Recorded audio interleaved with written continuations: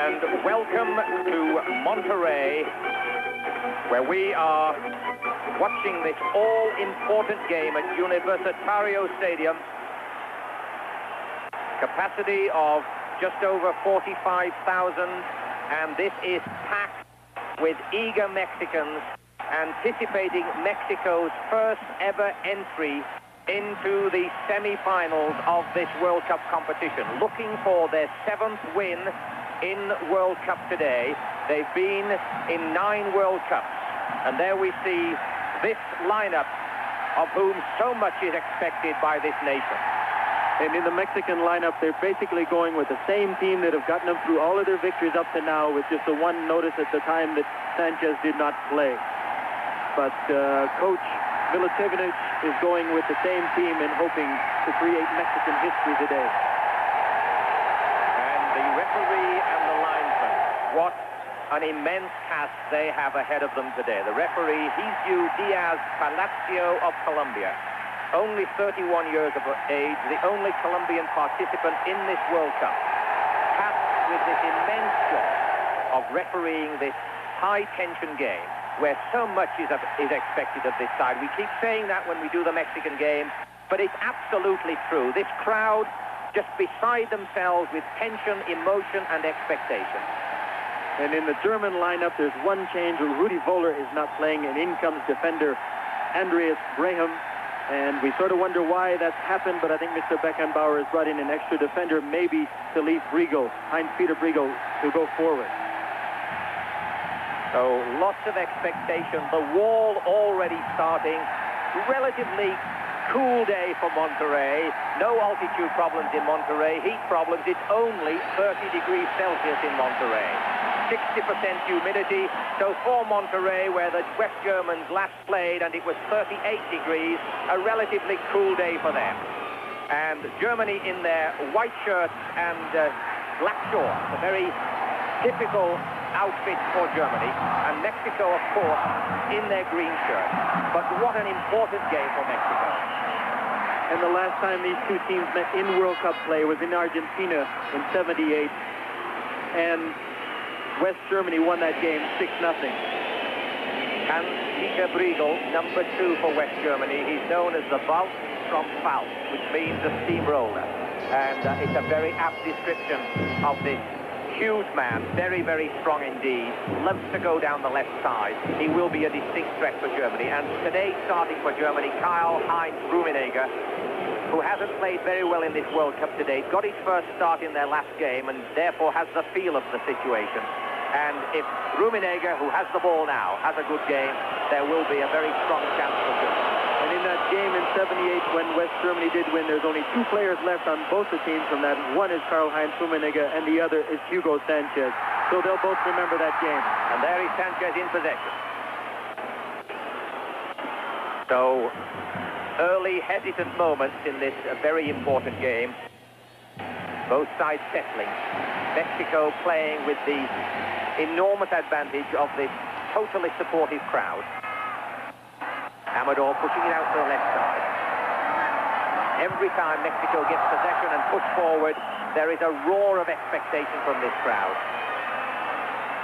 Jeff, in my experiences in playing in some of these situations, especially down here in Mexico, when the crowd gets like this, very difficult to think and to even tell where your own teammates are, because they can't shout at you. So very difficult task for Germany, and almost like an extra man for Mexico. Well, Hugo Sanchez, their great star, who plays for Real Madrid, as we see Mexico on the edge of the area, chipping across, and a desperate pass back to Tony Schumacher, who is very glad to fall on that ball. And the crowd again roaring tumultuously as Mexico penetrated the West German penalty area. Now a breakaway chance for Germany. But Pablo Larios challenged right on the edge of his area and throws it out to the left side. So these teams still in the early settling stages. And the atmosphere absolutely electric in this stadium. And this, a kick to Mexico given by Mr. Palacio of Colombia. 31 years of age, enormous pressure on this referee today. Sabine down the right side. And Germany will need to draw upon all their experiences as the linesman's flag goes up for offside. They have a very, very impressive World Cup record. They've played in 11 out of the 13 World Cups, equal second to the great Brazil with Italy. And we saw Brazil go out earlier today in that dramatic game with France. But they played, before they came into this World Cup, 54 games in the World Cup. They won 31 of them, drew 11 and lost 12, and scored an immense 122 goals for and 78 against. So they will need all this experience, and they will need the calmness and precision that the stereotype of the West Germans leads us to believe and expect. Because this side, in the green jerseys of Mexico, are playing with emotion, and they are, without question, the best prepared Mexican side ever.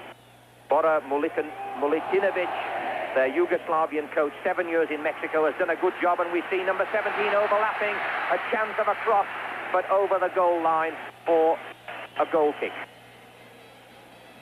Mexico looking very strong in his first few minutes, and of course carrying the play. And I think that's, by the looks of it now, that's what Germany's going to let them do, carry it a little bit. But the Germans defend well, and they can counterattack very quickly, especially with the likes of Karl-Heinz Rummenigge.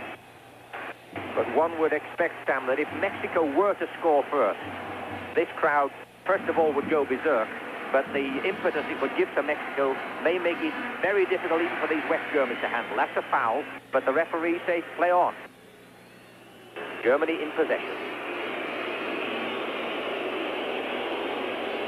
Norbert Eder. Germany now looking to find men in space. A chip forward. Nodded on. The German threat on the edge of the box. Bremer well covered by 2 Mexicans, and the ball into touch for a Mexican throw. Pablo Larios had a lot of training dealing with high balls.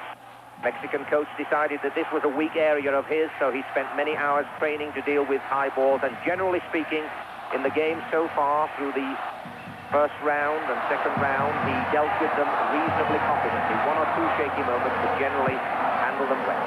High ball towards the area by Mexico. Riegel nods it back to Toni Schumacher. The West Germany coming away down the left side. The foul on West Germany. You can see the referee really having to blow his whistle because it's very difficult for the players to hear. But one thing that Mexico shouldn't start to do is play on too much emotion. That tackle was a little bit late, and it was a bad tackle, and they'll have to be careful of it. And down receiving treatment, Karl-Heinz Forster, very experienced West German defender, plays for VfB Stuttgart, 8 years in the international side, played in this World Cup in 1982, and is a very, very good tight marker. He may be given the task today of marking the great Sanchez, number 9 for Mexico. And we've really not seen Sanchez as we know him as a tremendous goal scorer. He scored the 1 goal that we did see, but we know that he's got a lot of more goals in him, and if anyone's ever going to carry Mexico through today, it could be Hugo Sanchez. Still, neither side truly settled. Moving towards the 10-minute mark of this first half. West Germans back in numbers in defense and Mexico in possession. Serving keeps his feet, tries to get that ball through. West Germany playing it out coolly, Jakob. But avoid too much thrill in the penalty area and be very solid and quick to that loose ball, because these Mexicans are mercurial, and that's a foul. So West Germany now with a free kick in a potentially dangerous position. Matthias claiming that foul, and we saw Matthias score from that set play against Morocco to bring them through to this quarter-final. The winner of this game playing France in the semi-final. So, kick to West Germany. Light breeze blowing in Monterrey, 30 degrees Celsius, 60% humidity, so this is a difficult situation to play. And here it comes. Driven, Larios, a graceful dive, collects that ball well, holds onto it safely, extinguishes that threat from West Germany from that free kick. The fans let out a loud cheer as Larios dove on that ball, but I think you and I know he could have probably stood there and picked it up, and sometimes the acrobatics can cause you a problem because he may drop the ball. So he needs to make sure he saves the ball, but I don't think he needs to do the acrobatics. Now Germany attacking. Klaus Allofs pushing across to the right. Matthäus, that's a good ball if he has the pace. Berthold, but poor cross, safely gathered by Mexico. Larios may get a touch of this, but instead it's brought out to the right side. So Raul Servin. Rummenigge coming across the cover. Pushed forward nicely. Hugo Sanchez. And that ball going astray. And Hans-Peter Briegel, a massive Briegel, playing with two Mexicans, but it's a kick. So it's another kick to West Germany. It's Diaz Palacio and Hans-Peter Briegel. It would be a great tragedy if he was to go off injured. It looks like the inside of the left knee. He's already missed one game in this World Cup through injury. And it would be a major loss to West Germany if their very powerful left back, who loves to roam so much up this left side, were to be lost to the German team so early in this game. Receives his treatment. And West Germany will wait to take this kick. Briegel is back. Seems to be fully mobile. So Andreas Bremer takes this kick for Germany. Can't make his mind up what to do with it. Mexicans marking tight. Berthold nods it in. Magath can't get to that ball in time. That's a dangerous high foot. Referee says play on. Advantage to Mexico. That could have been dangerous on Negrete. But Mexico is who come away with it. Hugo Sanchez tries to thread that ball into the box, but intercepted by Germany and then into touch. The referee did well there, Jeff, to let the play go on, and it's good refereeing. And the Labatt TV series will return after this match. Heat wave, feel the sunshine beating, how the feel of a heat wave. Budweiser, there's no other beer like a cold refreshing bar. Budweiser, we sip it more and more. The most popular beer in the whole wide world. This Bud's for you. It's got Beechwood Ace taste. Budweiser, that great Bud taste keeps coming through. This Bud's for you. Canavision 8 is the 8mm one-piece video camera and recorder that puts the whole world of Canon experience right in the palm of your hand. Canavision 8 lets you capture hours of memories with autofocus and Canon Power Zoom lens. You'll shoot Canon quality pictures you can play back straight from the camera. The Canon Canavision 8. We put the whole world in your hand. And welcome back to Monterrey Universitario Stadium, where this tension-filled game is now moving towards 15 minutes. Still no score. Neither side having truly settled, but a great deal of emotion and a lot of tension as Mexico try to win their 7th World Cup game and try to enter the semi-final for the first time. And we're noticing, Sam, I think that the referee is trying to let play flow, but is allowing one or two things to go which perhaps should be pulled up early, because it's very difficult to tighten the screws if you relax them initially. Very much so, especially with this much emotion in a game like this. And there, Mexico, very threatening. Nice cross by Servin, which the West Germans are pleased to nod away for a corner. So Harold Tony Schumacher has now organized this German defense, because if these Mexicans score early, they could be very, very difficult indeed to hold. Hugo Sanchez right beside Schumacher inside the 6-yard area. Here comes the cross. Safely caught by Schumacher. And pushes, I think that was Sanchez away, who was giving him too close attention, and the referee saw it. That's a rather stupid move by Tony Schumacher. The referee did very well there, because the Mexicans know there's a lot of emotion here, and they're trying to get the referee swayed a little bit, and as soon as Schumacher went near the Mexican player, he just took a dive. But well done by the referee under very difficult circumstances. He's only 31 years of age, this referee, relatively inexperienced, not long on the FIFA list. And one watches Hugo Sanchez. Beautiful play, but Karl-Heinz Forster dispossessed him. Berthold brings it away up the right side. That could have been very dangerous indeed. Hugo Sanchez showing some of his magic. But as I was saying, this referee, while being 31 at the start of this game, may feel about 40 by the time he's finished it. Because he has this huge crowd, the power of their voices. They're willing, this Mexican team, to score this goal, and he must remain calm, cool, and collected and make his decisions instantaneously and firmly. So this a dangerous kick to the Mexicans. The German four-man wall. And he says, yes, gentlemen, I want you back 10 yards, and I'm satisfied that you are back 10 yards. Now don't encroach. Here he comes. Fortunately, straight at Schumacher, but a well-hit ball. The crowd roared, deep-throated, in expectation of that one to get their heroes on the scoreboard, but Germany survive it. Magat tries to come away down the left side, but there are four Mexicans in attention, and the giant Briegel now in possession. Brings it out to Bremer. Now Germany trying to settle on this a little bit and try to get into some sort of a rhythm.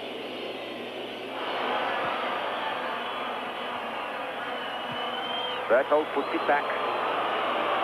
Karl-Heinz Forster. Back to Berthold. With the right wrist in a cast. Felix Magath. Shifts it to Mateus. Safely back to Pablo Larios. Amador, a probing ball up the left side. Aguirre. Rummenigge in attention, but not able to do anything. Mexicans coming through quickly to surprise these Germans, but that will be a foul by Sanchez. Kick to West Germany. Just over 15 minutes gone in this tension-filled first half, and one must get the impression, I think, Sam, that the longer this game goes, the more chance there will be for Germany to settle down, and the less chance for Mexico to capitalize on emotion and an early surprise. I think very much so. If Mexico is going to do well, they needed to do well in the first 20 or 30 minutes, and I'm sure the way West Germany is playing right now, pulling men back, they want to survive that first 20 or 30 minutes and try and control the rhythm of the game. And right now they're doing a good job with it, and it's very difficult for Mexico to get through.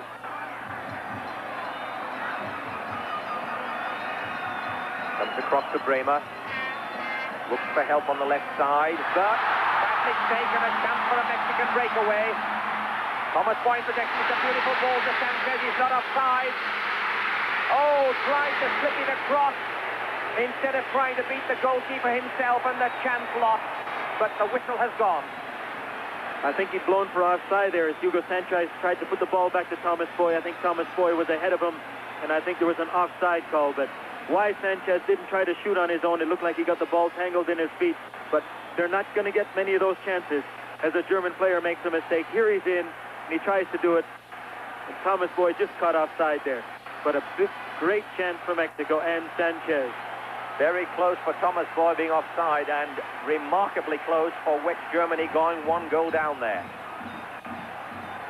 But they survive it, and they come away on the left side. That was a very costly mistake by Andreas Bremer. Hans-Peter Briegel bulldozing his way up the left side, hoping for the throw but not getting it. Mexico to take the throw. Servine to throw when he eventually gets the ball.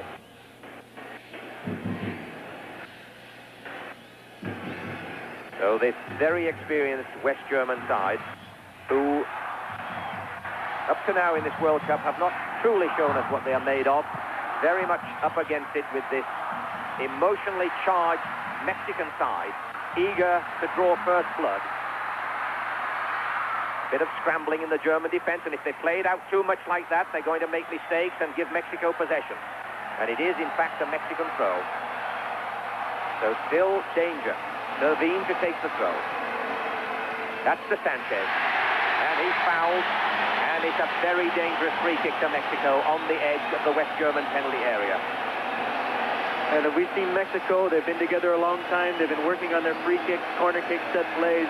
And out of all the teams, probably had the most success with their set plays. So I'm sure we'll see something hopefully creative for Mexico here. You see in the corner of the screen, Harald Schumacher has got a bag in the back of the German net. I'm surprised that the referee has not moved that out by now. We've seen them fairly stringent on that. Now we have a huge West German wall here. 6-man wall. Mexico well rehearsed on their free kicks, played 62 preparation games together, and therefore they should know exactly what is on here. Referee not quite satisfied that the West German wall is far enough back, and if he isn't, the man on the end of the wall will get a card. Here he goes, tried to bend it, a little bit of mistiming, the wall did its job, so West German defense is off the hook, or is it?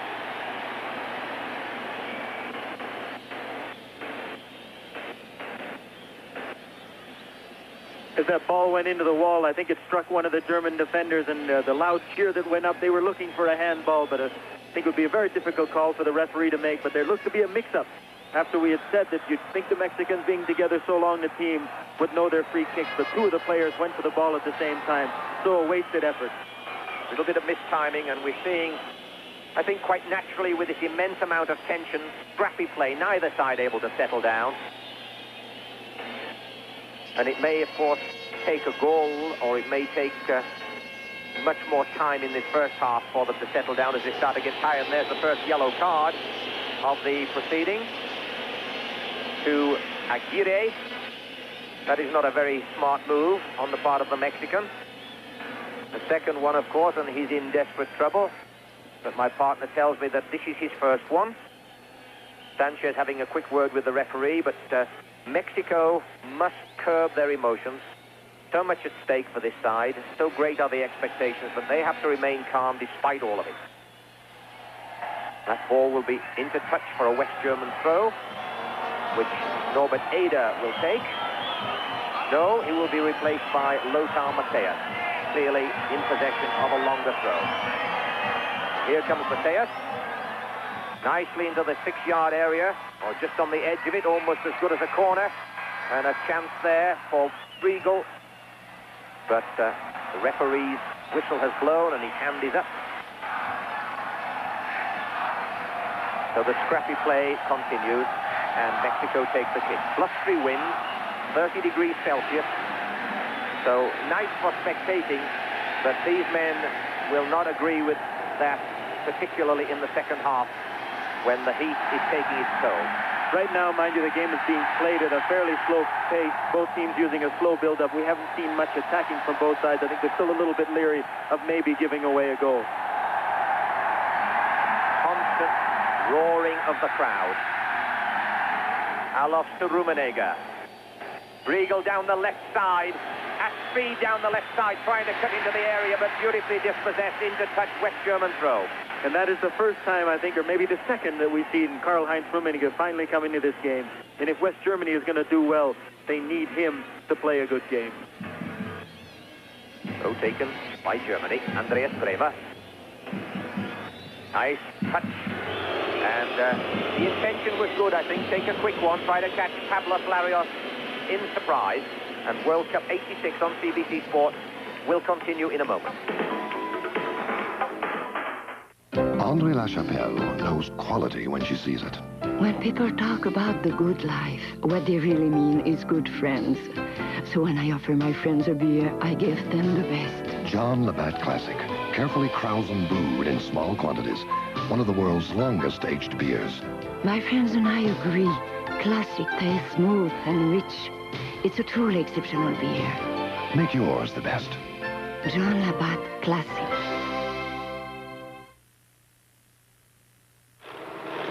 Kaufman King Treads. For a tough job, get one of the toughest boots money can buy. Rugged leathers. Steel toes. Safety soles. CSA Grade 1. Tough soles. Guaranteed not to separate. Comfort from day one. Remarkable Kaufman King Treads. Tough enough to take anything you can throw at them. Klaus Allofs taking this corner for West Germany. A high curving in-swinger, and Mexico pleased to head it over the goal line. And this time West Germany will take the corner from the other side. So the first signs of West German pressure, perhaps the first signs that they are beginning to settle down in this exceptionally scrappy game with around 25 minutes of the first half gone. The other thing that we see different in this stadium to Aztec, too, are the fans are that much closer, which makes them even more difficult to deal with for the German players, because in Azteca, there's that moat there and they're farther away, but here they're close. And Mexico has never lost in this stadium. Swinging corner. Briegel trying to get into it. The day's saved. Yes, for those who believe in tradition, Mexico not having lost in this particular stadium, we have a technician back in Mexico City who has forecast right on the last 6 games in this World Cup and who takes Mexico to win this one. So if his run holds true, this will be one of the major surprises and the entire nation will go mad tonight. Briegel brings it away. That's a good long ball if he has the speed to get there. Klaus Allofs checks and looks for support in the center. Well, Harris gets it back to Briegel. But a bad ball from Briegel and Mexico able to clear. Now a chance for a Mexican break. These sides now at last beginning to settle, but that's a bad one. Very much astray. Jakobs inside. Bremer.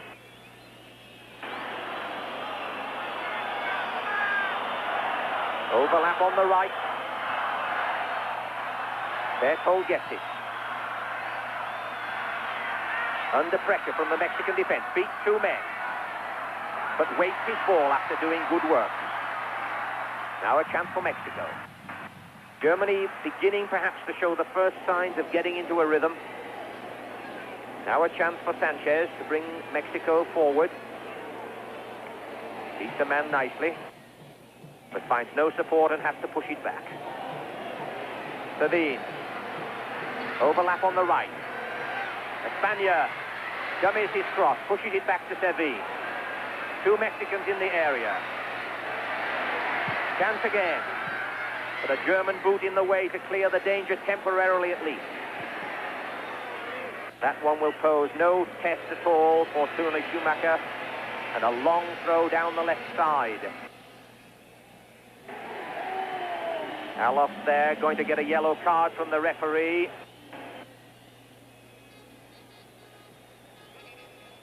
Just whistling Klaus Allofs back to make sure that he understands he has received the yellow card. Or maybe he's wanting both players in. Allofs a little reluctant to come forward. Rather like a shy schoolboy receiving a prize, but now he does, and he gets his yellow card. It's not the prize he wanted, but it's the one he got. So Klaus Allofs now had better be careful, and Klaus Allofs is a very, very accurate striker for West Germany, and they can ill afford to be without him. So the referee exerting his influence, and perhaps very sensibly, this breeze now having got up a little bit, and presently blowing against West Germany.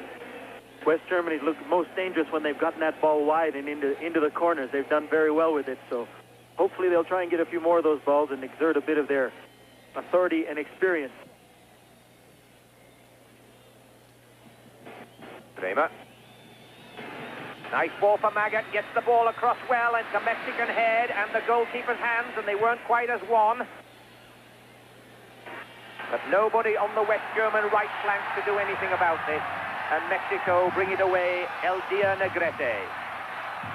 Negrete, who scored that beautiful volley for Mexico in one of their earlier games. In fact, against Bulgaria. So Mexico saving the day, partly because Germany had no one in support on the right flank. Servin. Mexico attacking mainly down the right side. Sanchez back to Servin.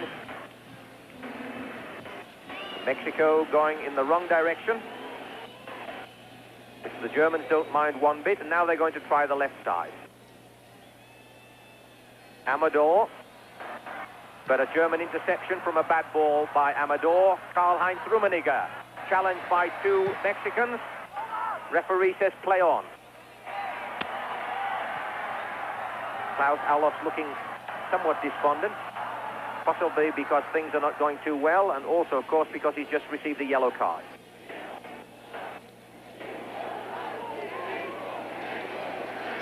Cruz. And West Germany cut off that threat. Heinz-Peter Briegel. That's a flick on to nobody in particular, and Mexican defenders able to get back very easily. Raul Servín. Crowd now becoming a little bit cynical, perhaps, about this somewhat desultory play. It looked to us as though West Germany were beginning to settle, but I think they promised only to deceive, and this play is still scrappy as we move into the 30-minute mark of this first half. Now a chance for Mexico, but a German defender's legs in the way. Mexico still in possession. Aguirre, well marked. Karl-Heinz Rummenigge. Magac, but to a Mexican. Hugo Sanchez fighting with Karl-Heinz Forster, who seems to have got the marking job, Sam. Well, it seems right now that the West Germans are just sitting back and pulling all their men back, and Mexico is having a lot of trouble trying to figure out how to get through. Their build-up is so slow and being very predictable right now that Germany's not having much trouble dealing with it. They'll have to look for one of those two piercing passes or something a little bit quicker to get by the Germans.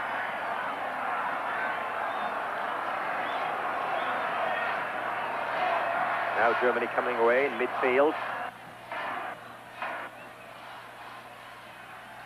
And Peter Briegel is possessed by Espana, and now a chance for Mexico to come out, but they continue to turn back for their support rather than looking forward. Support now on the left for Munoz. Negrete. Negrete again. Ball is across, but headed out there by Jakob. Berthold. Kremer. Felix Magath, Rummenigge prepared to go through the middle. Magath elects to put it back. Karl-Heinz Forster. Heavy challenge there by Amador. And Karl-Heinz Forster looks somewhat surprised at all of that. Every time Germany seems to get an attack going there, they get fouled, and I think the referee's going to have to look at this a little bit more, because Mexico seems to be doing more of the fouling right now than Germany is. This match so far in sharp contrast to that beautiful exhibition of soccer that we saw earlier today. France against Brazil. Brazil out, and therefore certainly not going to be the first team to win 4 World Cups. In fact, nobody can do that because Italy have also left the competition. So the two nations who've won the World Cup 3 times each are in no position in World Cup 86 to win their 4th. Mexico on the attack. Sanchez wide on the left. Mexico elects to go through the middle. Here's a chance. Turns it nicely, but gives a chance for the West German defense to get back in numbers and clear the threat. And an injured ankle into the bargain. That was one of the better breaks by Mexico. A quick through ball, and there was Thomas Boy. And I think maybe it's twice now we saw Sanchez go through and Thomas Boy, and maybe they should just shoot a little bit quicker and take a chance. You might as well shoot, and if you miss, at least you miss, but not just to give the ball away. And there's always the chance of a knockdown from a shot, too. And if you've got people following up, there's a chance to tap that ball in. Klaus Allofs, but definitely fouled there. Kick to West Germany. This in a dangerous position. Central, and a matter of 15 meters outside the box. And this is where West Germany has to keep their temper. They're getting fouled a fair amount here, but with the experience in that team, they should be fine, but it is a bit of an unsettling experience. Well, I'm sure their team chef, Franz Beckenbauer, who has 103 caps for West Germany, a record, has told them in their pre-match talk, you're likely to get a lot of this. Mexico are likely to try to provoke you because they know they have the support of this immense crowd and this very vocal crowd, and they know that pressure will be put on the referee. So here we have a very quick, early substitution for Mexico. Just coming in, number 6, Martinez. Carlos de los Cobos Martinez plays for America in Mexico City, and we're not sure why that was, but it happened awfully quickly. So the wall is set. 6 in the wall. And that one wasn't too far away and had Larios stretching in the goal. And the Labatt TV series will return after this message.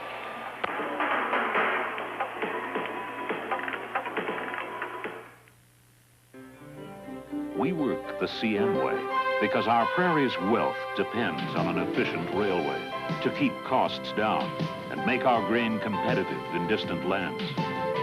We work to increase that efficiency with double track and high-tech fiber optics cables underground, working towards a lean, compact efficiency to serve our country better, making CN fit for the world ahead.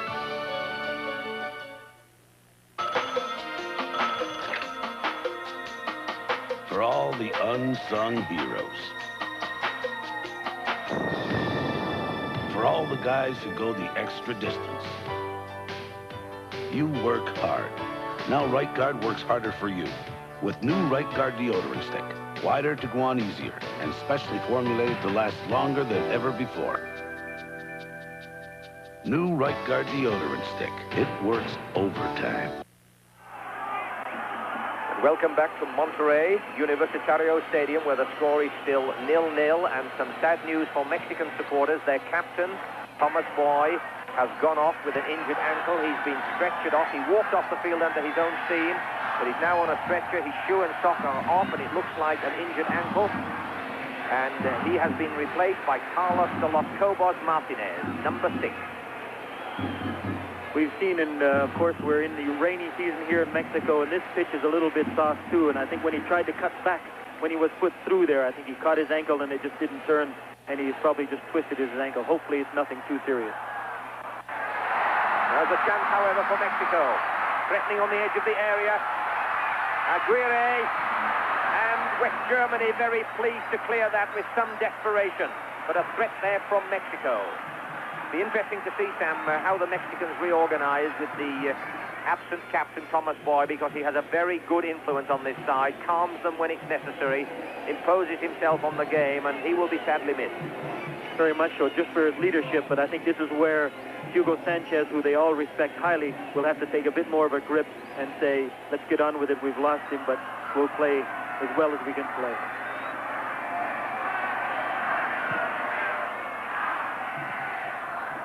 West German defense seemingly becoming increasingly capable of handling these Mexican threats. And yet another foul on West Germany.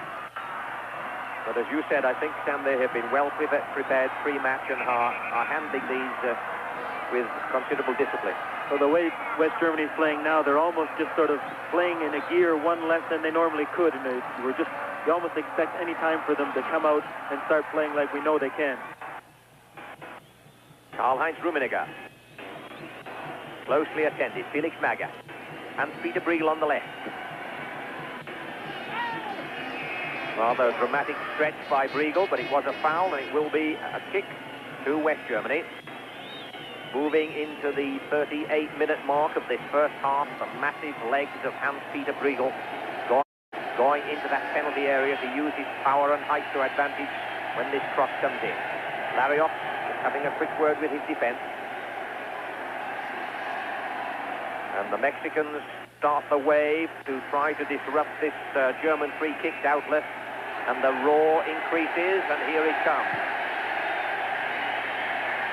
But Larios made his mind up early and decisively and made easy meat of that one, and Mexico come away. Negrete, El Dia Negrete. No quick break. So they played around in their own half, and now they're into the West German half, Servie. West German defense coming to the ball quickly, tackling decisively. Alof foul, kick to Germany. Taken quickly by Rummenigge. Finds Mateus on the left. Klaus Alof looking for support, pushes it in, Rummenigge waiting. No, that's Bremer. Bremer to Bethel. Overlap by Eder on the right. Inside to Bremer. Felix Magath. Now Germany beginning to move this ball around. Beautiful ball to Karl-Heinz Rummenigge. But the Karl-Heinz Rummenigge of old was missing there. We didn't see quite that acceleration that we expect from this man. He received a very good kick in the back heels, though, when he went to shield that ball, and he was just waiting to do something with it, and he got tackled from behind. But I'm still waiting. I mean, we know he's not played much and he's been injured, but the talent's still there. It's just a matter of getting himself into the game, getting involved more in the game. So this would be a very, very important time to score a goal from this corner. Larios comes out, didn't quite get hold of it, but the Mexican defense were able to scramble it away. Karl-Heinz Forster pushing it right. Ada to Berthold to Ada. Oh, very casually seemed to drive that ball into the Mexican. No real attempt to beat him. The referee says play on and Mexico have possession and try the left side. But a long ball back to Tony Schumacher. Mexico just doesn't have that, or doesn't seem to have that ability to break quickly. Every time they break very slowly, and they'll never beat the West German defense if they build up real slow, because that's what the Germans want. Sanchez plowing a lonely furrow in the West German half, not getting a lot of support up front. Can't show his skills if they don't give him the ball. So German possession, and they too, like the Mexicans, not building up with any real speed and not making a lot of progress. So a disappointing first half so far as we come just over the 40-minute mark. There was a push in the back. Kick to Mexico. The crowd having been somewhat silent because their national team has not yet got on the scoreboard. But now with Mexican possession, the roar mounts. But Germans are there in numbers, and now is a chance for a German break, but that's too far ahead, and Larios easily able to handle it and to set the Mexicans off down the left side.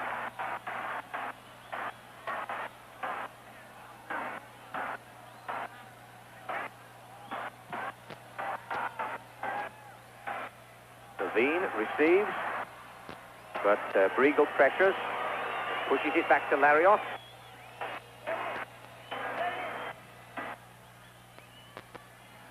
The pressure of the moment seems to be dominating this game rather than the demonstration of skills by these two sides. Both sides very nervous about making mistakes. And there's one, but the flag is up just as Sanchez thought he had a loose ball and an open run to the goal. Trying to use some of the tricks I'm sure he's learned in Spain by leaning on the defender and just trying to put him off a bit and hope that the referee, getting caught up in this emotion, just may let it go. So certainly Mexico have not been able to capitalize upon an early surprise and an early goal. And while this game so far has not been scintillating, more of a testing time and a lot of scrappy play, the longer it goes, the more one has to feel that the West Germans have a chance to settle down as the referee delivers a lecture to the Mexican bench. Bora Milutinovic. Referee said, stay down where you are. We don't want any coaching on the touchline. It's not permissible. So West Germany bringing the ball out. Moving into the final 4 minutes of the first half. Still no score in Monterrey Universitario Stadium, but still high expectations by the totally partisan crowd.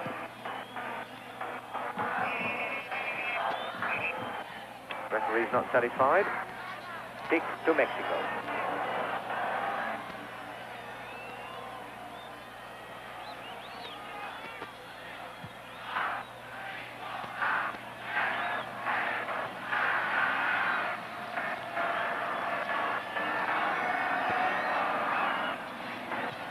Mexico bringing the ball out very slowly indeed, and Germany in no hurry to press them. Chance for a long ball, but Norbert Ada back to Tony Schumacher, who receives a quiet visit from Hugo Sanchez. And there we see the Mexican bench, and the Mexican coach, Bora Milutinovic, not particularly happy. And I shouldn't think that Franz Beckenbauer is very happy either. No, I would not think so, but in the same token, I think if we look at both teams over this first half, West Germany looks a little bit stronger and more confident, and we'd have to give them the edge in that. And when they do try that quick ball out of there, they do look very dangerous, whereas Mexico's looked a little bit ponderous up to this point. So close to 47,000 spectators are here. Probably 46,950 of them are Mexicans. Came with high expectations, and they really haven't had a lot to cheer about in this first half. Now Rummenigge out wide, not in. There's a chance for Alof. A magnificent drive by Alof.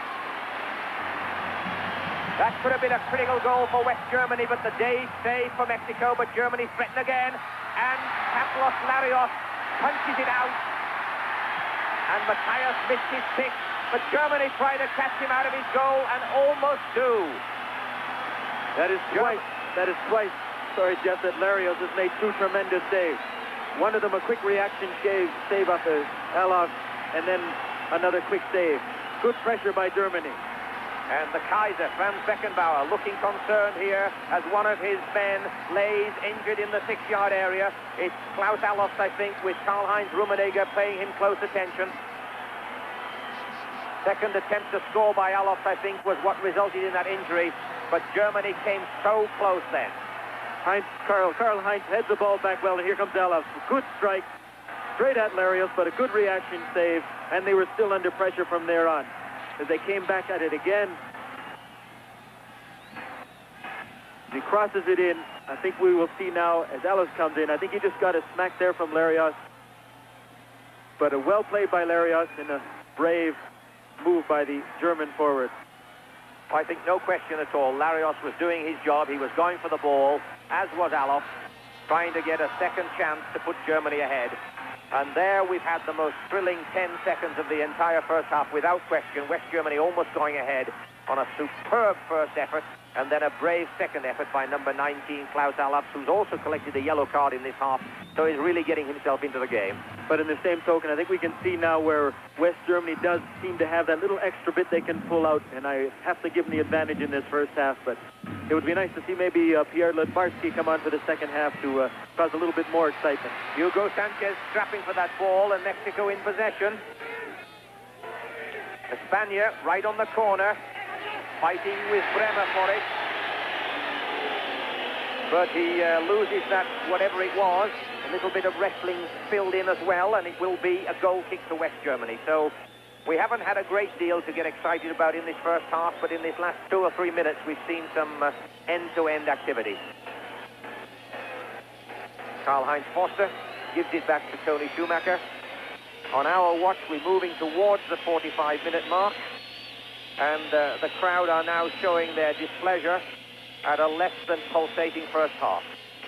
But a first half in which they might well have found themselves a goal down to this West German side that is gradually coming into this game. I think they're putting their mark on this game slowly but surely. They're very confident in most of their build-up, and when they do get through to Allofs, and if Karl-Heinz Rummenigge gets himself involved a little bit more, I think we'll see a different second half. And it will be interesting to speculate what the two coaches will have to say to their men when they have their half-time break. And Riegel tried to keep it in, but almost kept the Mexican in with him. So it's a Mexican throw.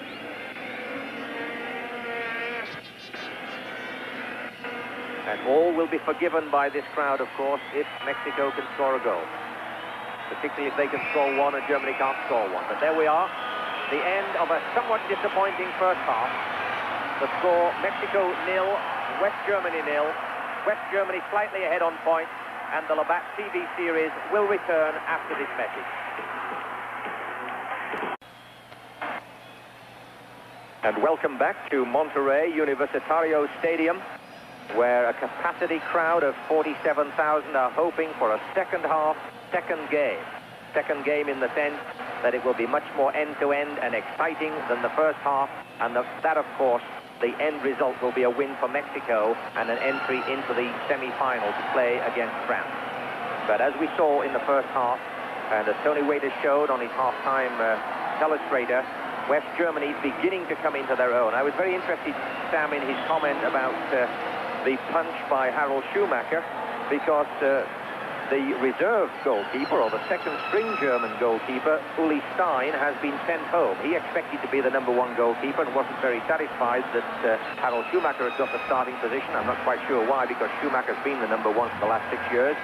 But he voiced his disapproval and some criticism of the higher ranks of the West German officials, and the end result is that he's been packed off home. So if, in fact, Schumacher had been sent off, they would have had to bring on Immel as a substitute, probably, but of course they'd still have been playing with 10 men, so it would have put them in a very, very difficult position if that had happened. However, he didn't. So we start the second half under the guidance of Jizu Daya Palacio of Colombia. And we will hope that we see some more enterprising play in the second half than we did in the first, where we had a very evenly balanced, tight, strategical battle with Germany just emerging on top on point.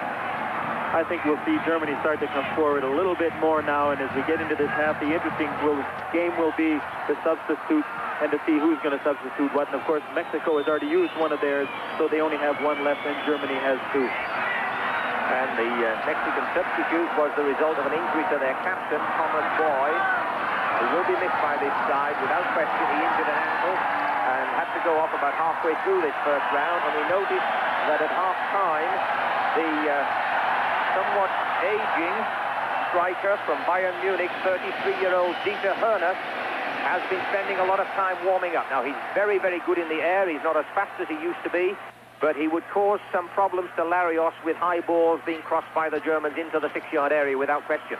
It caused Larios some problems and the Mexican defense some problems because they're not used to dealing with a lot of high balls and, of course, very good in the air, so it'd be a good move for the Germans. Chance of a German threat, Bremer down the left. Larios not handling that ball cleanly first time, but getting a second opportunity and rolling it clear.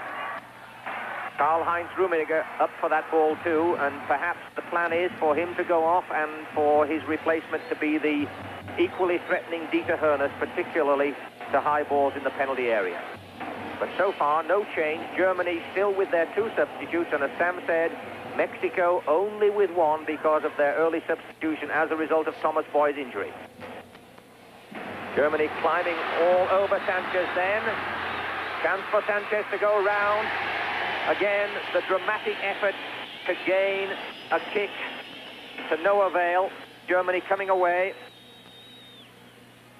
I think for Sanchez there, he's done it a couple of times now, taking that dive in the penalty box where he's had a chance to cross it. I think he'd be much better off just to try and cross the ball and see if he can cause the German team some problems that way.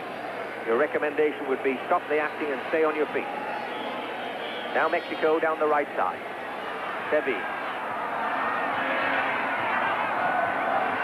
Negrete wants it and Negrete gets it. Pushes it out for the right side to Zavine. Contemplates a cross. Changes his mind. Robert Eder, scrambling play. Now Germany settling onto it. Berthold coming away down the right. Had a good first half. Tries to beat his man. Not quite fast enough. One step short. Pablo Larios rolls it out to the right.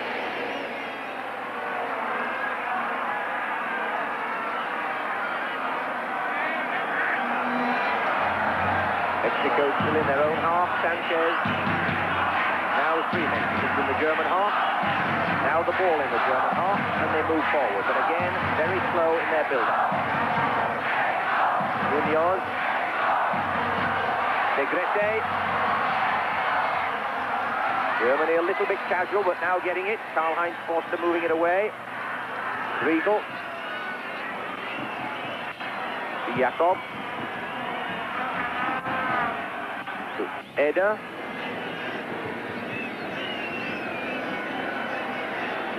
Karl-Heinz Forster looks around, finds Eder on the right. Side, a nice little touch to Karl-Heinz Forster. He's challenged by Negrete. Germany beginning to play the ball about a bit, but not going forward. The crowd showing their disapproval. There's an attempt to go forward for Rummenigge. Gets possession. Riegel supporting. Felix Magath not able to get that ball inside. Germany looking much more authoritative going forward now, though. They're causing the Mexican team a lot more trouble. They seem to be just getting stronger and stronger, and Mexico will have to try and build up a little bit quicker if they're going to cause Germany any problems. A foul by Kirate brings in response a kick to West Germany. Riegel's up there. Rummenigge's up there. Alosova runs the ball. Not satisfied that everybody was where he wanted them to be. So after that false start, we'll have a second attempt by Klaus Allofs. The Mexican head to that ball. Chance for a shot here. But no threat at all. Matthias, fortunately, for Mexico didn't hit that one as well as he hit his free kick against Morocco. And I think that's exactly what he was hoping for that long shot to dip a little bit. Sometimes when you hit a ball that's up in the air like that, bouncing, you can make it come down, and I think that's what he was hoping for. Still have temperature hovering around the 30 degrees Celsius, but we're seeing the slow build-up of the clouds, which happen so often towards the late afternoon in Mexico. There's a 40% chance of rain in Monterrey. We hope that 40% will not increase before this game is over. So some 6 minutes of the second half gone. That ball's into touch for a Mexican throw. Quickly taken. Negrete was well bundled there by Lothar Matthäus. And that will be a kick to Mexico. Matthäus apologizes. Number 22, Eldia Negrete, will take this kick.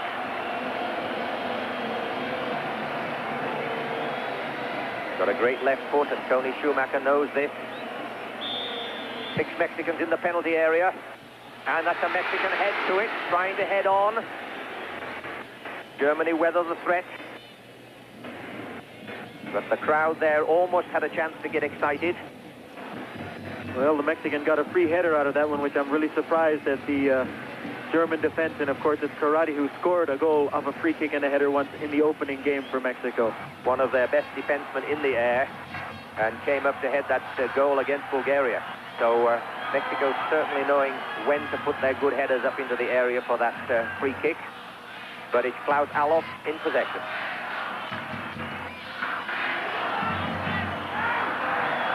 Haven't made any progress, and now they attempt to go up the left side. That's better for Felix Magath.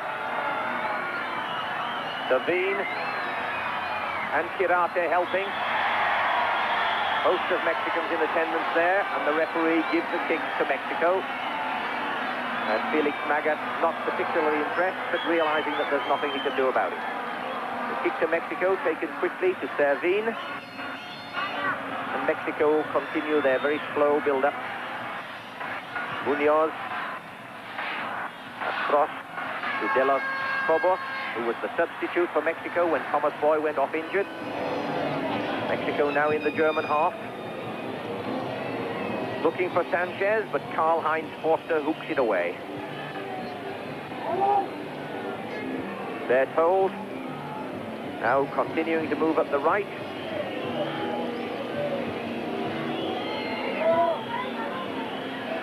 Karl-Heinz Forster. Felix Magath. Berthold on the right. Tries a first-time chip in to the on-rushing Magath. And Mexico played out calmly. Los Cobos into touch, Mexican throw. Wind becoming a little more blustery now as the clouds continue to build, and we hope this rain will be able to hold off with about 8 minutes gone in the second half and still no score here in Monterrey. This game very reminiscent of West Germany's last game against Morocco, where Morocco kept a lot of possession as Mexico's doing now, but not going anywhere. So it almost seems a carbon copy at this point in time. The prize at the end of this game, a game against France in the semi-finals. It would be the first time that Mexico had ever been in that position. A fairly familiar state of affairs for their opposition, West Germany. Referee whistles a foul, and the Labatt TV series will return after this message.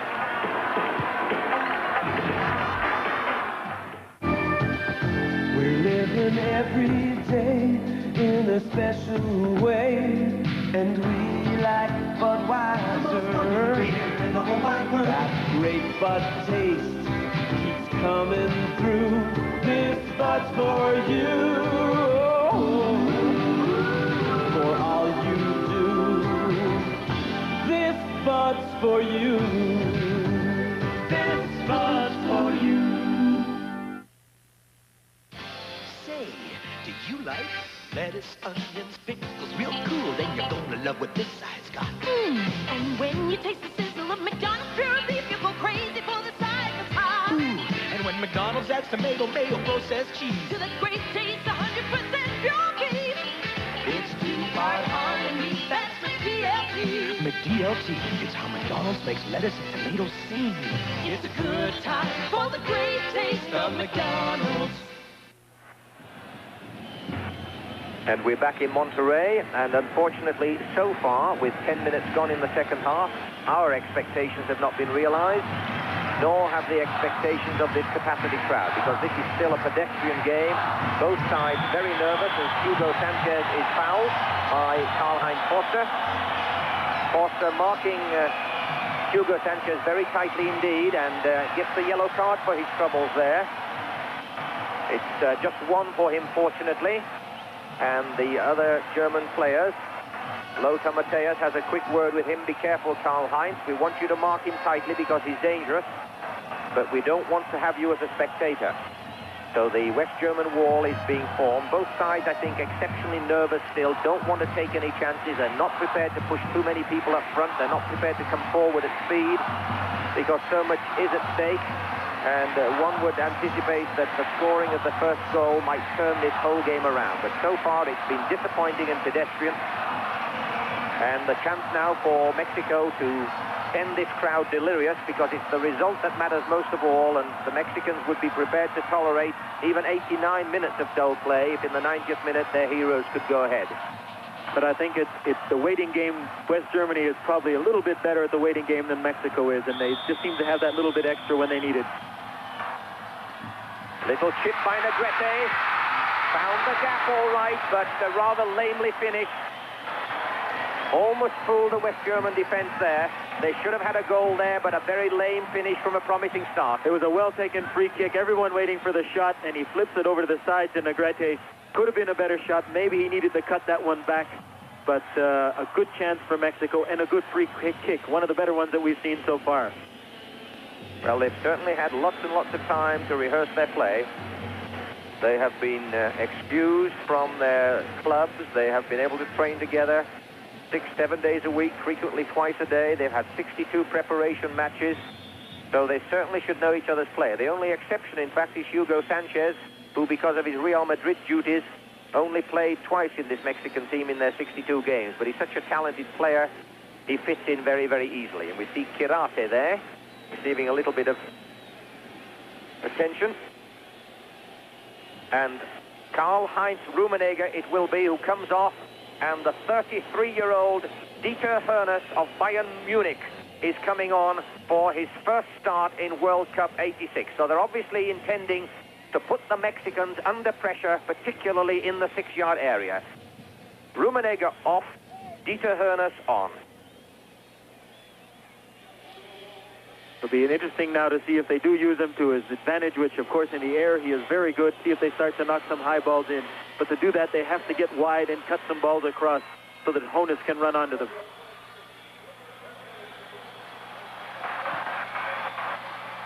Sanchez forward, but Karl-Heinz Forster in the way. Deadpool pushes it in. So now we'll see if the strategy of Franz Beckenbauer will pay off. Both sides now with one sub on. Martinez, Carlos de los Cobos Martinez from Mexico, brought on halfway through the first half. And now, at about the 14th minute of the second half, Rummenigge off and Dieter Hoeneß on. And it will be interesting to see now, maybe a little while longer, we'll see Litbarski come on, who does so well on the wing and crosses some great balls. And this is what Dieter Hoeneß needs, is that service. Hoeneß into Karl and Peter Briegel. Mexico come away with it. El Dia Negrete, and the referee blows there. A foul against Dietmar Jakob. Perhaps the first signs that the game is coming to life.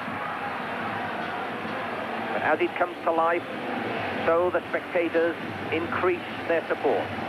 There has been this dull roar throughout, but they really have had very little to get too excited about. Levine on the right. Espana. Bremer checking him. 3 Mexicans forward, but 3 Germans in the penalty area, and it's Germany who come away with it. Almost a chance there by Berthold, but now Mexico a chance to counterattack. Nice touch indeed, and a beautiful return, but Schumacher anticipating well and coming out. And Negrete apologizes to Ada. Nice touch. The referee just goes back to check that all is well, and Tony Schumacher pushes it out to Beto.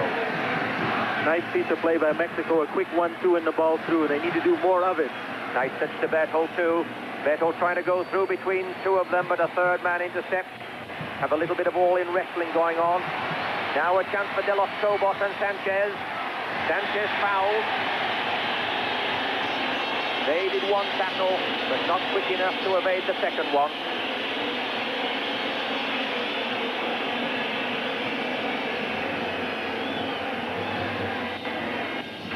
Free kick is taken, which suggests to Sanchez he'd better get back up because he's not going to get any further sympathy.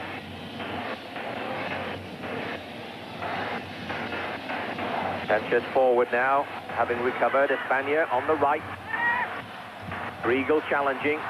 Negrete tries to push that through again, but Briegel on hand to cut it off. Schumacher comes out to the edge of the area and is ignored. Briegel pushes that ball to Alop. Goes harmlessly to a Mexican, Servin. Magat is challenging. Servin under pressure and looks for help. Finds it in the form of Amador. Certainly this game increasing in intensity. Very slowly, but very surely. And it's Mexico that has picked up the pace of the game more than it has been the Germans. They almost look a little lackadaisical now, the German team. We apologize for that brief loss of your video. There are some technical problems. We thought we'd iron most of them out in Mexico, having been running for some close to 3 weeks now, but we apologize for that brief loss of video. Mexico in possession. The score still Mexico 0, West Germany 0. A game which had a very quiet, tense first half, neither side willing to take risks. And the game just beginning to come alive. Lothar Matthäus, West Germany going forward in numbers. Hoeneß on a diagonal run, but the opportunity lost, and Mexico regained possession. Munoz pushing it to the right. Espana tries the ball through, loses possession, and Germany now with a chance to mount their attack. Briegel tries to go down the left, but it's cut off, and it's a kick to Germany.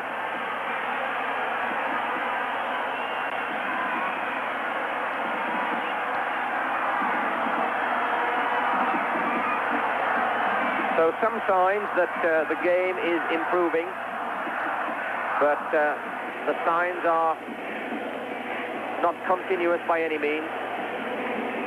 There's still this nervousness, still this unwillingness to commit, because I think both sides realize, Sam, that one goal may well be enough, and they don't want it to be the opposition who scores it.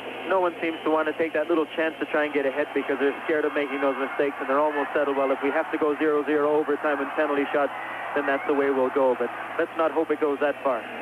So we have a strong German defense, but a German attack which has not really shown us too much in this World Cup so far. And now, of course, Karl-Heinz Rummenigge, who's also not really shown us a great deal in this World Cup, off taking his rest, and the 33-year-old Dieter Hoeneß, who we see now in the picture, replacing him, but not really having had much of the ball so far, and certainly not getting any service. So Mexico it is to bring it away. The crowd trying to encourage the players with their chants and their songs and their shouting, but the players not yet able to respond. Amador.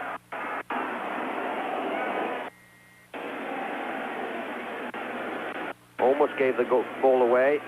Still Mexican possession. De Los Cobos. Karl-Heinz Forster. To a Mexican. Negrete trying to do something with it. Now a chance for Berthold. But he's very badly obstructed there, and it's a beautiful act of... Oh, incredible. A red card. Incredible decision. He gave him that decision. He was hauled and hauled down, and as he was held back by the Mexican player, he threw his arm at him, and I think that the referee thought that he was taking a punch at him.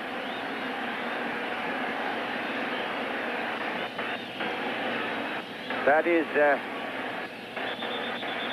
a very difficult decision to understand. He was reacting. It's unfortunate.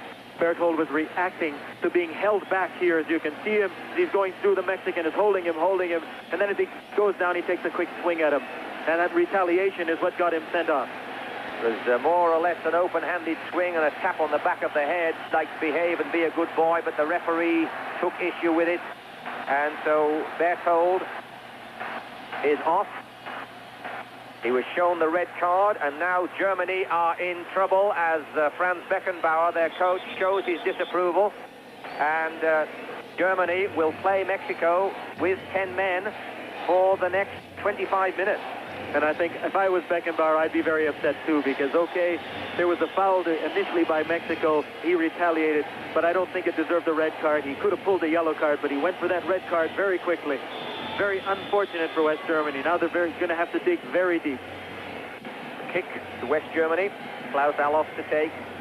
Now this may change the form of the game enormously, because West Germany have to face the fact of 25 minutes with 10 men. They can substitute, of course, but not to bring 11 men on, merely to change a player who's already on the field. They must play with a man short because of Berthold having been given his marching orders. Bremer now attacks, tries a long one, harmless. Now the Mexican crowd getting behind their team, knowing they have numerical advantage. And now Mexico coming forward with a little more pace. And the crowd responds.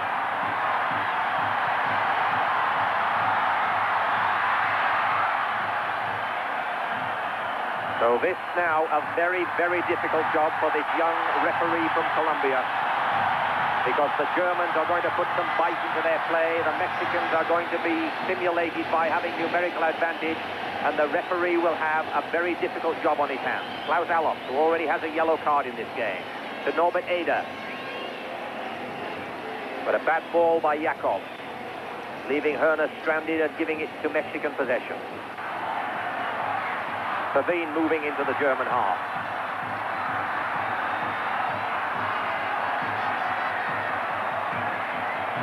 Pavin has a Spaniard on the right.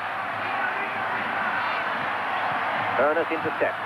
It's only about his third touch on the ball since he's been on the game.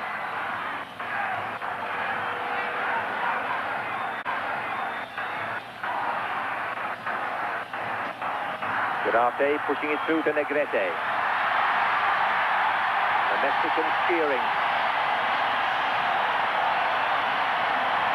And the crowd begin to roar for the second Mexican substitution, and we can guess who it will be. Almost certainly to be number 5, Abuelo, known as the grandfather because his 20-year-old features are somewhat wrinkled. Negrete and Schumacher pleased to tip that one over. And the Labatt TV series will return after this message.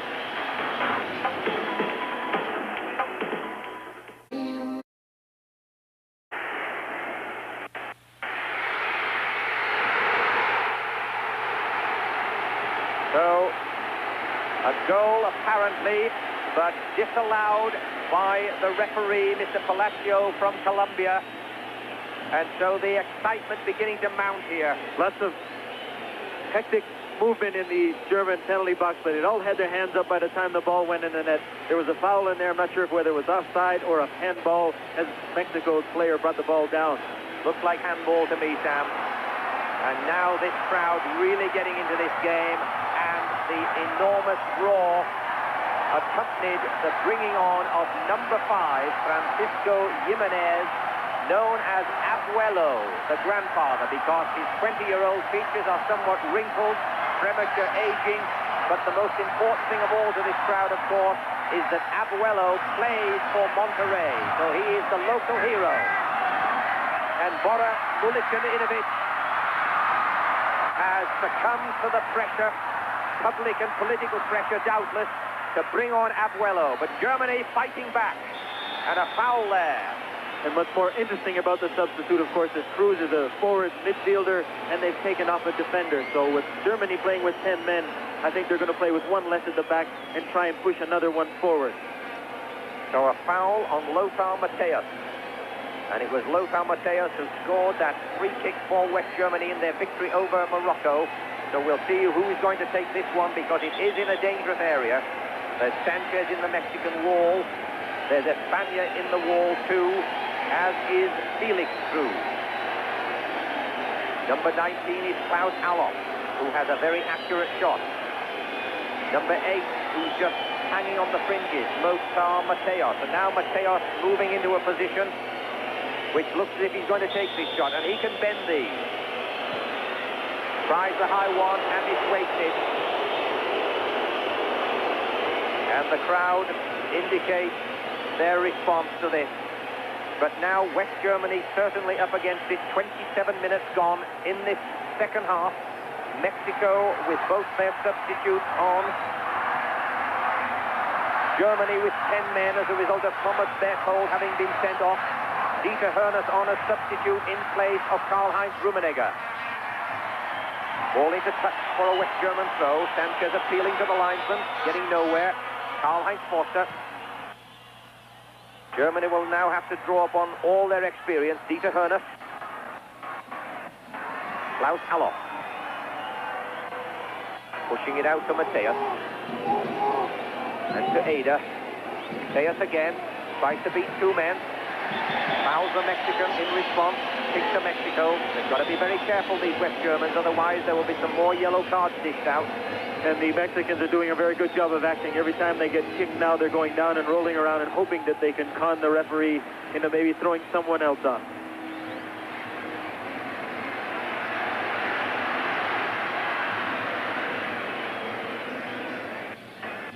Mexico coming to the ball quickly now.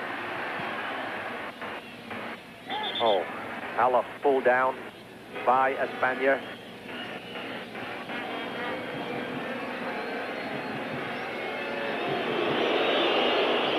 So just under 17 minutes left in this half, and the way things are going, we may yet see the second extra time of the day. And if that is the case, Germany with 10 men are certainly going to be up against it. Very, very difficult if it happens to go that far.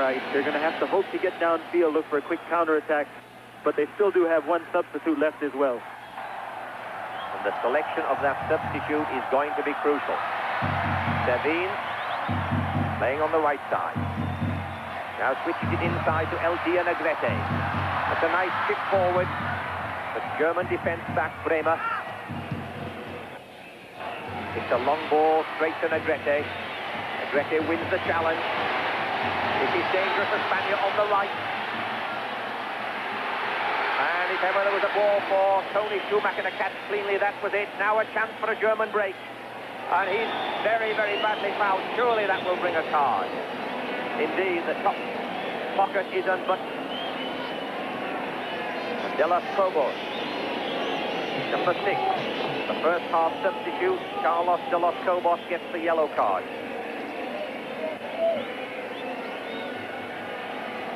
We said this 31-year-old referee may become 40 by the end of this match, and it certainly looks this way at the moment because there's lots of tension and drama in Monterrey Universitario Stadium.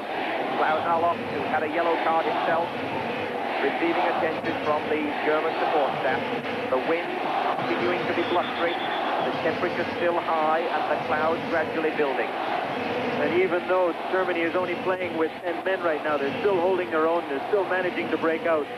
They just have to keep their cool under all this pressure right now and look for that quick counterattack as they did there and hope they can get away and the Mexicans don't foul them as he did there, because he was on his way, he was getting away from. Good throw by Schumacher to start the counterattack very quickly, and he was on his way and brought down, and very intentionally brought down. Oh yes, no attempt whatsoever to play that ball. The ball a good 2 meters away. Allofs at speed chasing it. And this crowd now with some 15 minutes remaining in this second half, and still having to await the opportunity to celebrate Mexico's first entry into the semi-finals of the World Cup. West Germany with 10 men. But beginning to move forward. And that's a nice ball. Dieter Hoeneß fighting back to gain possession, scrambling in the Mexican area. And finally, a hefty clearance away, and a bad mistake by Forster, who tries to rugby tackle his opponent, and eventually does get back and dispossesses him cleanly. Very fortunate for Forster that his hands were unable to reach the top of those shorts. Hans-Peter Briegel, the steamroller, coming down the left side. Terveen dispossesses. Espana goes back to help. So space is beginning to appear as fatigue sets in, and as the fact of West Germany's 10 men also becomes more noticeable. But space is for both sides, in fairness. That's a good wall, but unable to get onto that. Abuelo, a lot of speed down this left side, somewhat unorthodox and individualistic, and that is why Bora Milutinovic doesn't play him very often, this Mexico side. But this is Monterrey, and this is Abuelo's home ground. A very uncharacteristic throw from Schumacher there. He went to throw the ball out to try and launch a quick attack and threw it right off the field, and they can't afford to give the ball away when they've only got 10 men. Mexico bring it away down the left side. Carlos de los Cobos. Good German play there by Mateus. Hoeneß having the size to withstand that foul. Falls over Kirate, who it was that got Thomas Berthold into trouble. Chance again now for Germany, but dispossessed by superior Mexican numbers. Negrete. Mexico now beginning to move threateningly into the German area. Ball to Sanchez. The foot race here.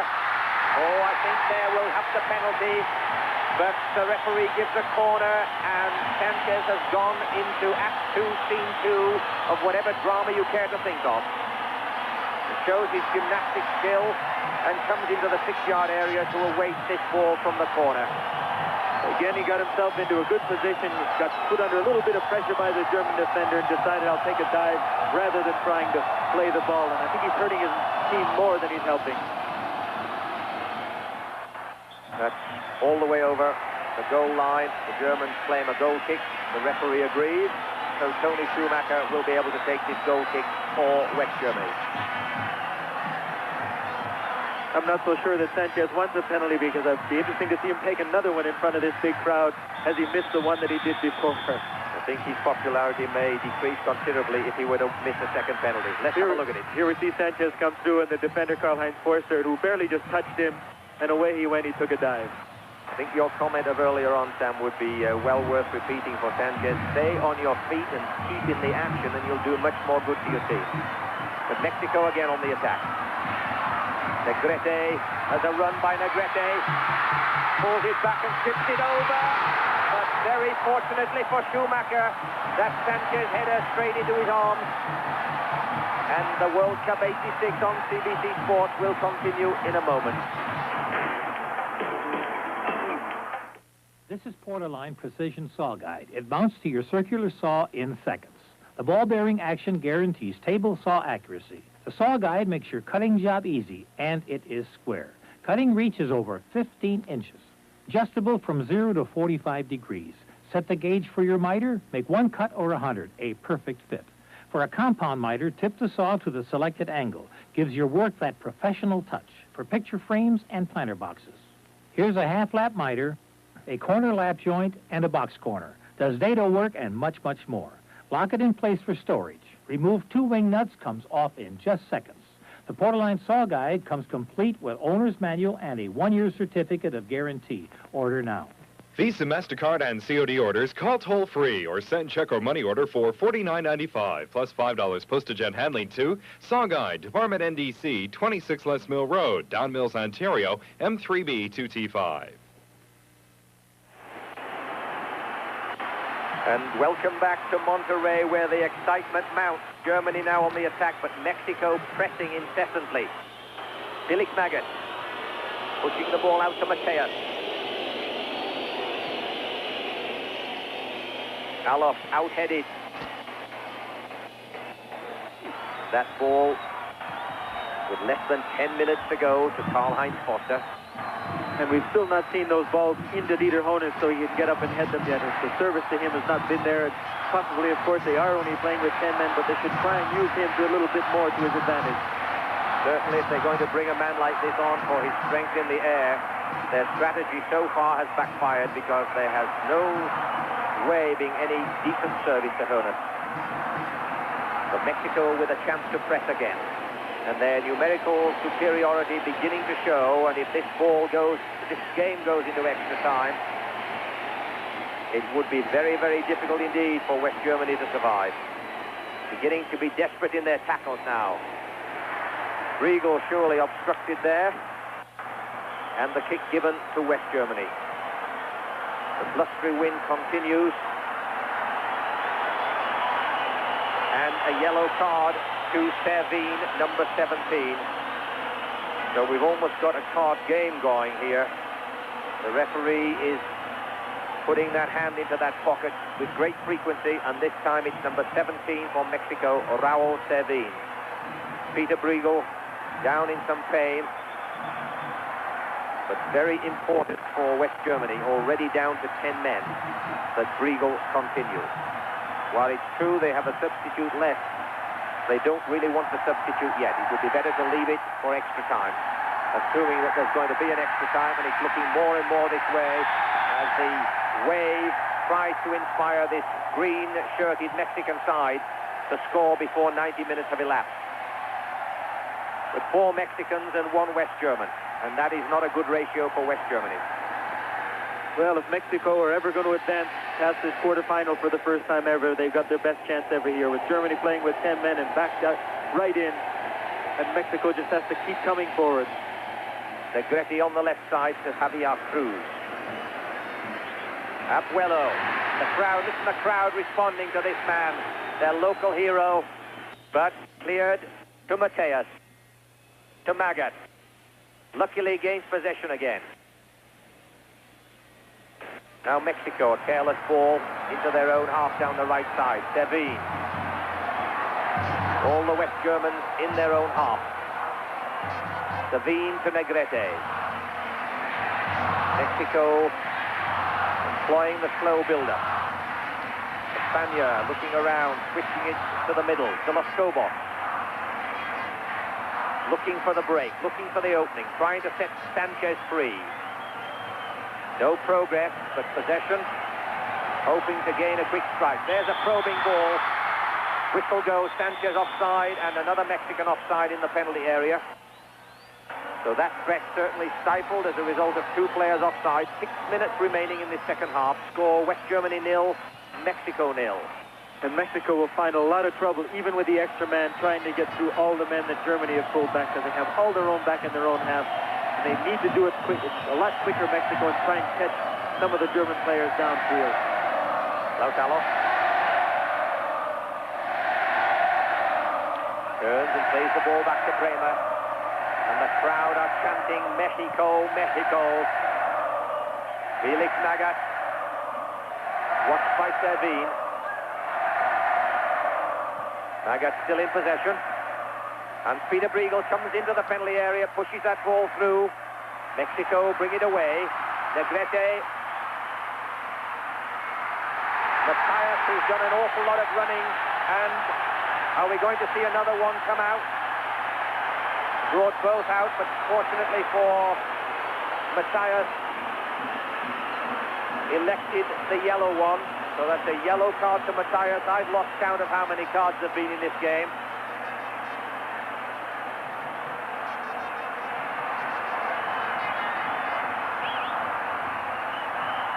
Something around 5 seems to be the appropriate figure, and that includes 1 red one. Here comes the Mexican cross. Oh, and a brilliant save by Schumacher. Aguirre could have put Mexico into the semi-finals with that shot, but Tony Schumacher with a tremendous reflective save. What a tremendous save. There was Aguirre all alone on the full volley. Quick reaction from Schumacher, and he's kept Germany in the game. So courageous defense by this 10-man West German team. And we're moving towards the last 5 minutes. We're inside the last 5 minutes. And more it looks as if we'll have to play an extra 15 minutes each way. That bounce may have fooled Larios. He got his body well behind it. Now a chance again for Abuelo on this left side, and the crowd roar his support. But a beautiful tackle and conceding a corner by West Germany. Tremendous defense there by Mateus. He ran darn near the full length of the field to chase Cruz all the way back, and a good sliding tackle. But one has got to wonder if this game goes into extra time, and the Germans have already run for 90 minutes, and a lot of that with 10 men. Whether they can sustain 15 minutes each way. Here comes the Mexican corner. Schumacher catching it beautifully. Setting Magat away, giving the ball away, but back to Magat.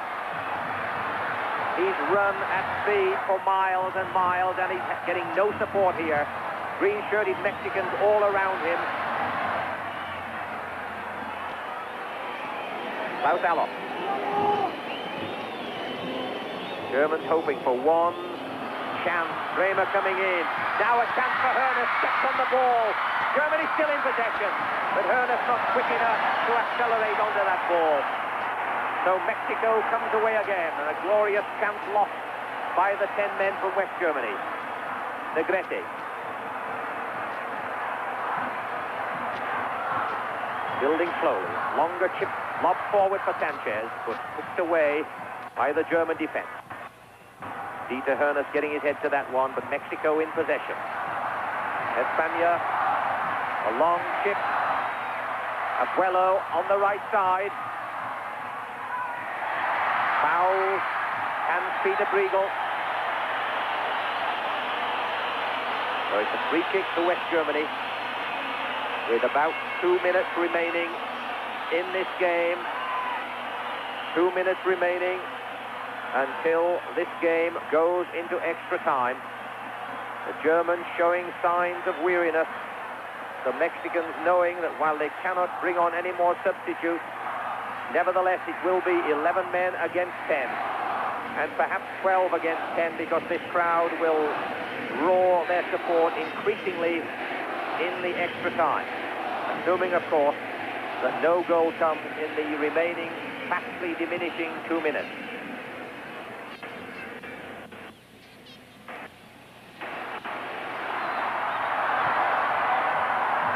Cruz and Sanchez forward. Karl-Heinz Forster up to it. Referee gives a kick against Sanchez on Karl-Heinz Forster. Karl-Heinz Forster has done a good job marking Sanchez today. Kept him relatively quiet. The German defense has played very well, other than one mistake right at the beginning by Bremen. But they've been very solid, dealt with everything very easily, even though they are playing with 10 men.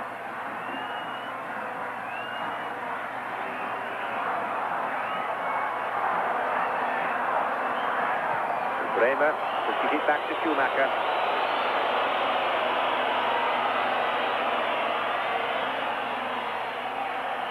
The writers of sport thrillers would now have it that Schumacher would clear this ball.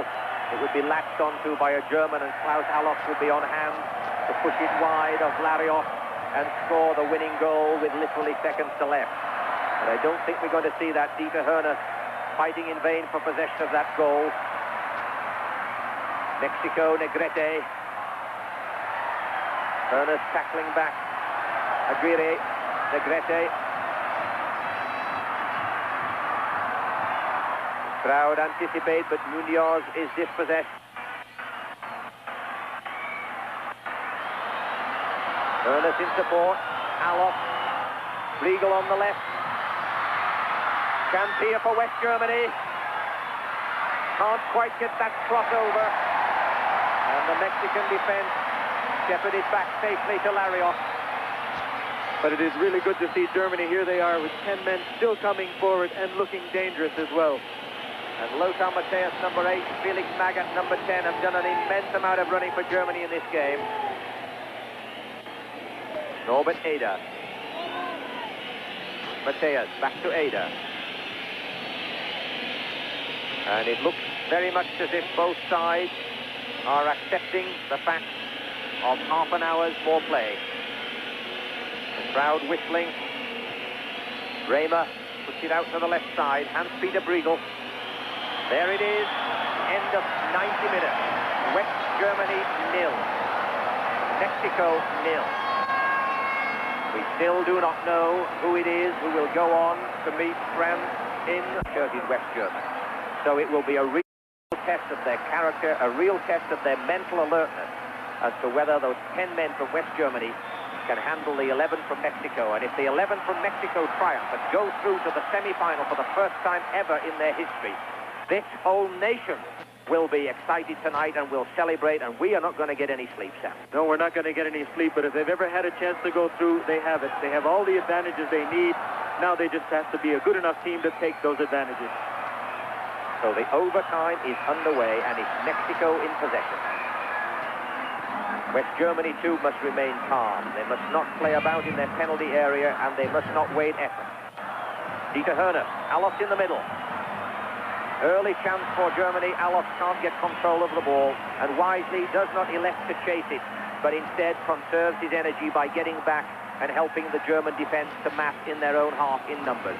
Dieter Hoeneß has had trouble getting himself on track. We've noticed a few times him missing some passes. This being only his first start, he must be a little bit rusty for game situations. We haven't seen yet whether West Germany have put on a substitute. Villas-Boas.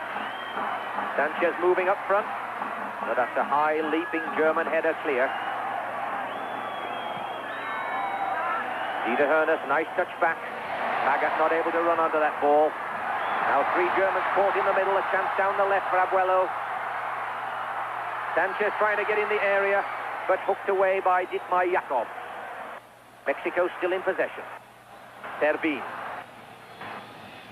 Good chance to take men on now and try to run them out on the flanks. Beautiful back heel, almost ricocheting off that clearance.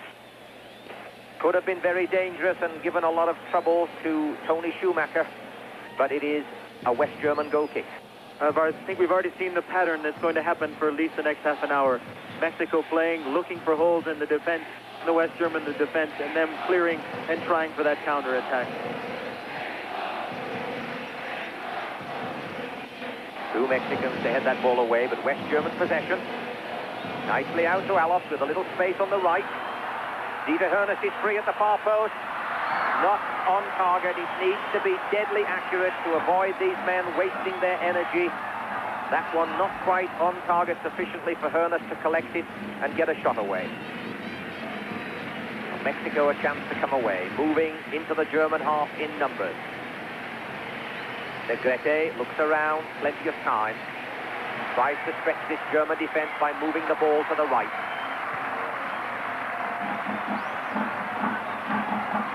Servín on the right flank. German cover, Briegel waiting.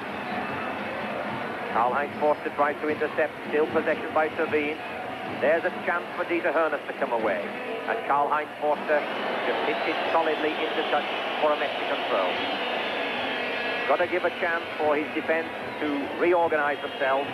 Mexico probing the right side. Abuelo Cruz thought he was away there. And the Mexicans protest, but the kick goes to West Germany. Even more interesting there was the referee called it, and it was a fair ways away from him. The linesman there did not put his flag up for a foul. Fortunately for West Germany, the decision went in their favor. Back to Toni Schumacher. Take his time, because I think now West Germany might well be content to try to play this and send it into penalty kicks, where their experience might well stand them in good stead. But that's a kick to Mexico. So a major defensive campaign by the West Germans, and Mexico trying to probe the German wall of defenders and get that all-important goal that can send them into the semi-final. Villas-Boas. Out to Servín. German defense has to move across to the right side. Servín tries to take on Hans-Peter Briegel. But Briegel's reactions are fast enough, but Servín still in possession, but he's penalized. Linesman made that decision. The referee accepted it. And there is a yellow card to Sanchez. He's already had 2 yellow cards and has missed the game, and he's getting another one there, which might encourage him to stop talking too much to the referee. So a yellow card for Sanchez. I think that's 6 or 7 cards, Sam, in this game. 6 yellows and 1 red. Is this a World Cup record, we say? Schumacher.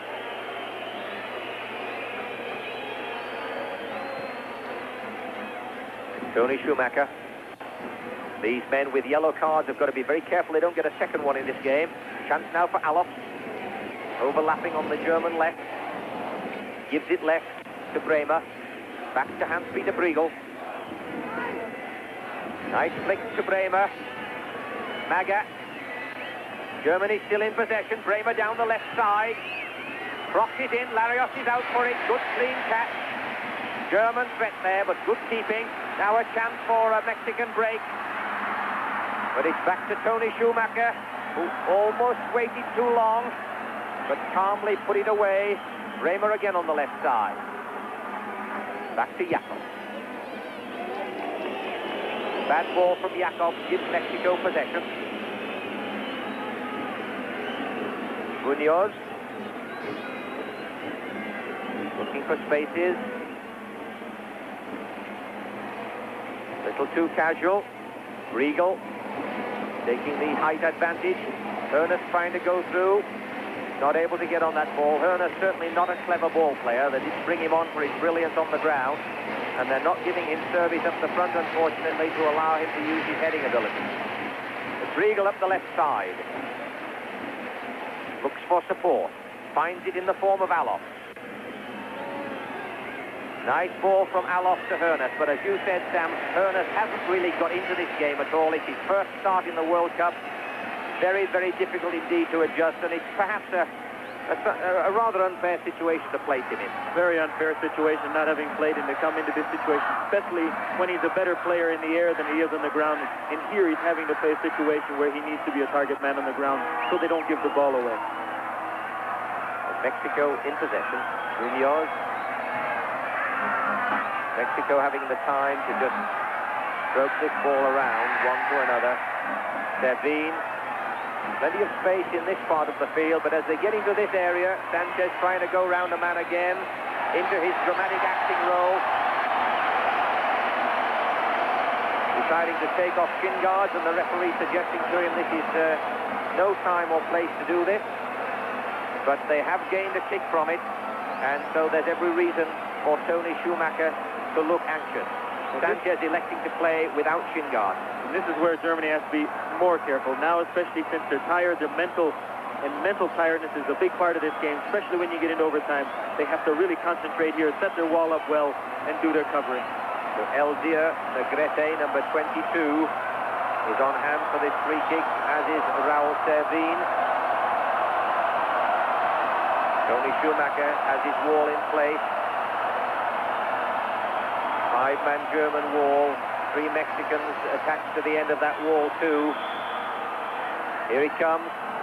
Negrete with a left footer. The wall partially blocks it. Schumacher coming to the edge of his area in support. And so another Mexican threat handled by the West Germans. Long throw by Tony Schumacher. Wearing the captain's armband now, of course, that Rummenigge is off. That's a good clean tackle. Throw quickly taken. Abuelo, the grandfather, takes his man on, beats him beautifully, coming into the area. And panic for a moment there by the German defense, but able to clear. But the Mexicans still in possession. Cruz again, no offside, but he hits it straight to German legs. Magat on hand. Oh, surely we'll get the other yellow card. Bound to be. He was nowhere near the ball. And he gets the red card, and so they're down to 10 men each. That was no question about that. That was an intentional foul, nowhere near the ball. Made no attempt at all to go for it, and so Aguirre will get his marching orders, and the teams are now down to 10 men.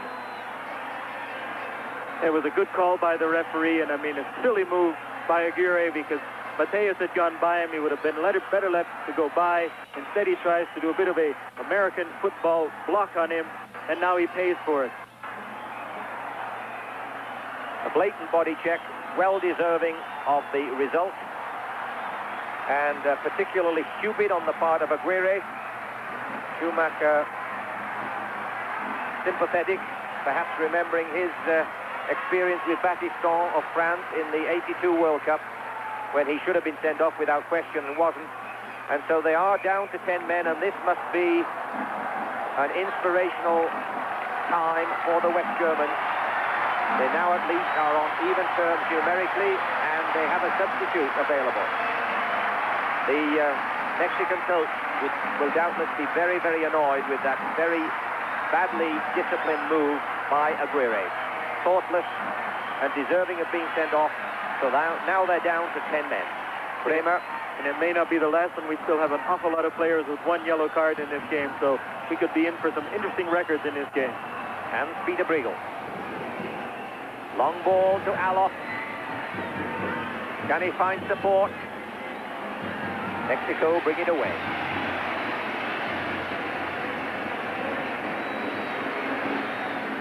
Negrete, German interception. Play becoming scrappy again now as fatigue takes its toll. Bremer, who's done a lot of work in this game, he has support on the right. Pushes it in to Dietmar Jakobs, who's moving forward now. And is playing further forward. Germany reorganizing their men.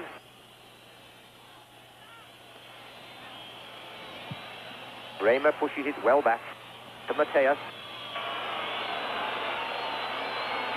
And more it looks as if Germany are going to be content to try to play possession football and take it to the ultimate, the penalty shootout. Hans-Peter Briegel tries the give and go. Briegel still showing a fair turn of speed as we move to 12 minutes of the first 15 of overtime. German throw. Klaus Allofs. If Klaus Allofs can get himself into the penalty area, he will pose great problems for this Mexican defense because he has a most accurate shot. Throw to West Germany.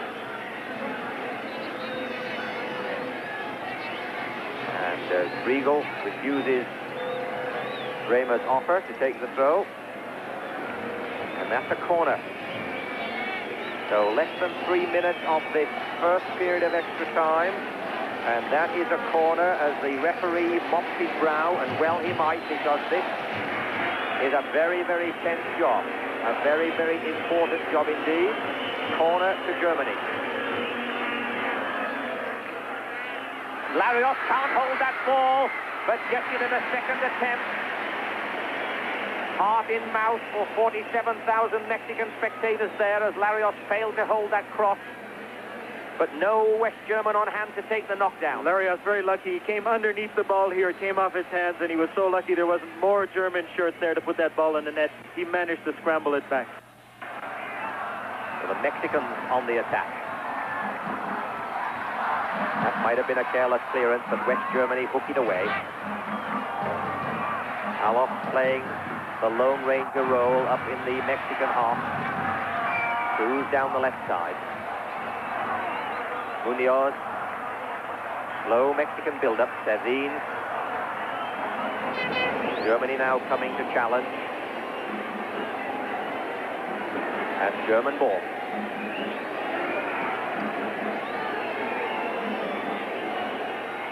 Hugo Sanchez is up on the edge of the West German penalty area.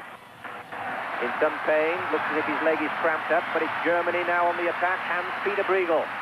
Germans moving around with fresh found energy. Chance for Aloff to get in his cross. And he gains another corner for West Germany. And West Germany doubtless stimulated considerably by that rather silly sending off by Aguirre, as we see Tony Schumacher assisting the fallen opposition, helping Sanchez to overcome his cramp.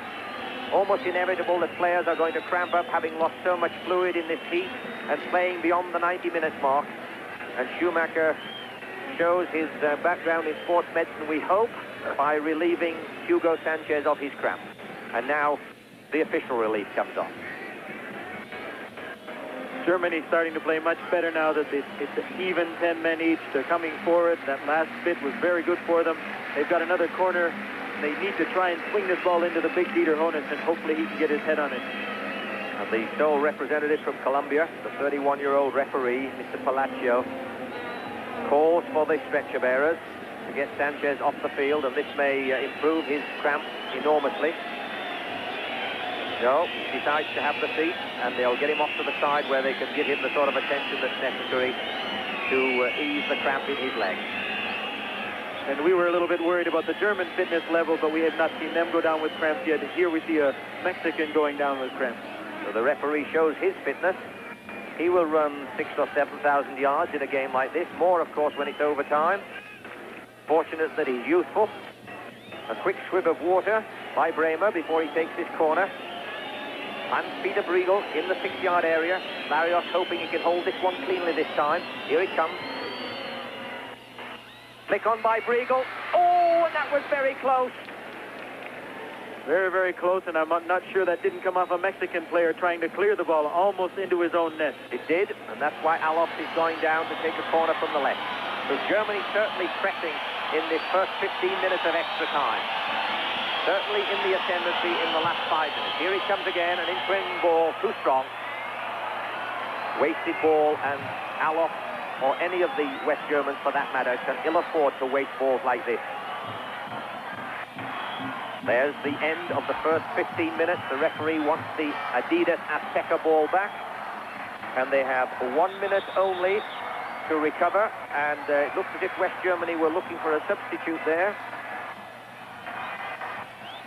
Trainers trying to come out with water, sponges, and any other aids that are deemed valuable. They only have 1 minute, and the referee says, no, we don't want this. They can pick them up on the run. Fuel on the grass. Very much needed refreshment because they must keep their fluid intake high. When they lose fluid in situations like this, it can reduce their efficiency enormously.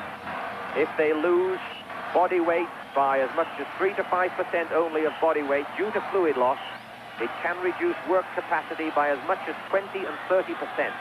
And that is incredible in a game like this when the teams are already down to 10 men and they have 15 more minutes to play.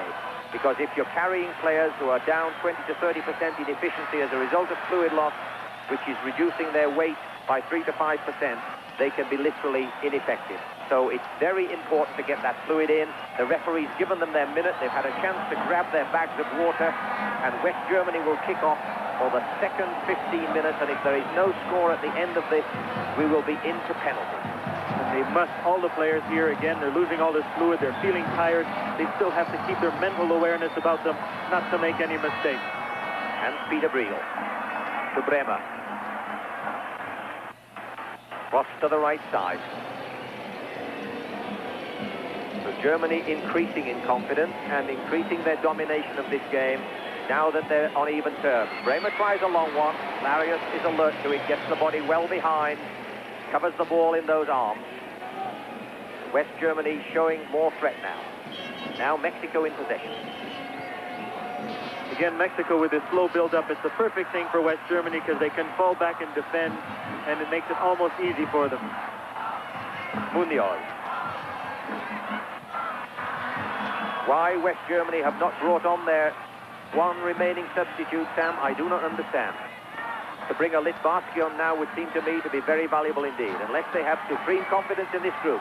Magat, Alops. Good tackle by Savine there to bring it clear.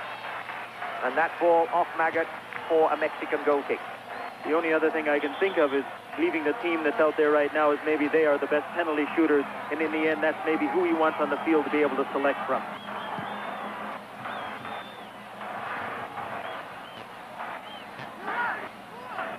So the Germans spending a little more time in the Mexican half and beginning to find their men a little better. Cruz is offside.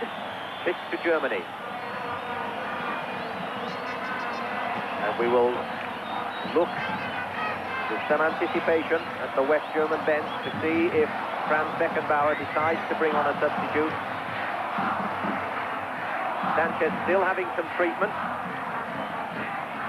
Mexico in no position to bring on a substitute because they've already got their 2 men on. So Sanchez has got to recover from that cramp and get back to help this Mexican team, now depleted to 9 men. Temporarily, we hope. Here's a chance. Can he control the ball? German support, but too strong for Dieter Hoeneß. Their one chance to put that ball on target, and they wasted it. But still possession, Hans-Peter Briegel inside the penalty area, and that's got to be a corner conceded by Mexico, blocked by Cruz for a West German corner. Good pressure by Germany. They're coming forward well. They're starting to find holes in the Mexican defense, and they're getting these very effective corner kicks as well. Testing Larios. Andreas Bremer. Good catch by Larios. Bravely up with Hans-Peter Briegel in attendance. And the training that Milutinovic has given Larios is clearly playing off. And behind the goal area, we have Hugo Sanchez still receiving treatment for that cramped leg muscle.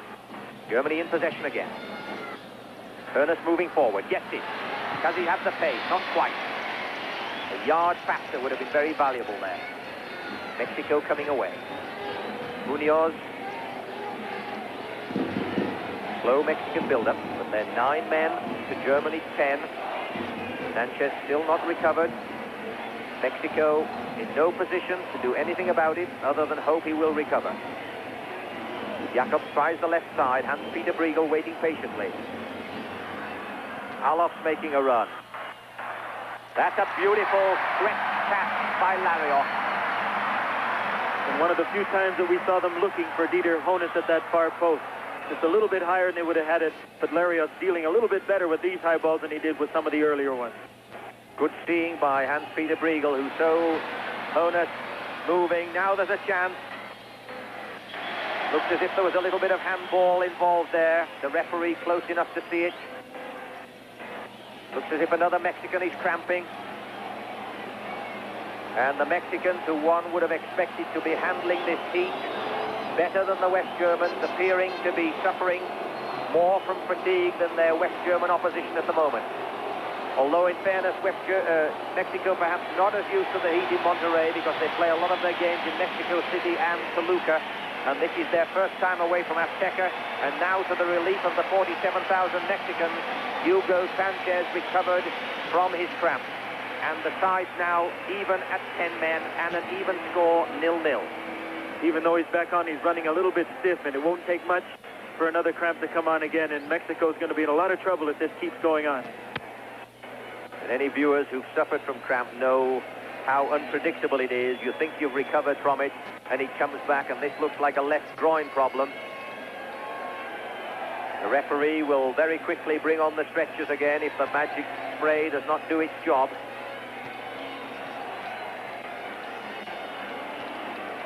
So the pendulum of advantage has swung a little in West Germany's favor in this last 5 minutes. Mexico, for a while, having to play 9 men and perhaps showing greater signs of fatigue than their opponents. But the crowd still urging on the green-shirted Mexicans, and 5 minutes gone in this second period of overtime. One would wonder again why Franz Beckenbauer has not brought on Littbarski with his dribbling skills and his freshness. Surely an opportunity to test this tiring Mexican defense. But Mexico again coming away, a little under 10 minutes remaining. El Dia Negrete. And it's into touch for a West German throw. Taken quickly. Bremer, who's done a lot of work for West Germany in this game. He's got support on the right. Klaus Alof. That's a good ball to Bremer again. He tries a long one, but without much power or direction. Right now, it does look, though, that West Germany seem to be a little bit stronger. They still seem to be coming forward well. The players look like they're relatively fresh, and we haven't seen any of them with any cramp problems yet.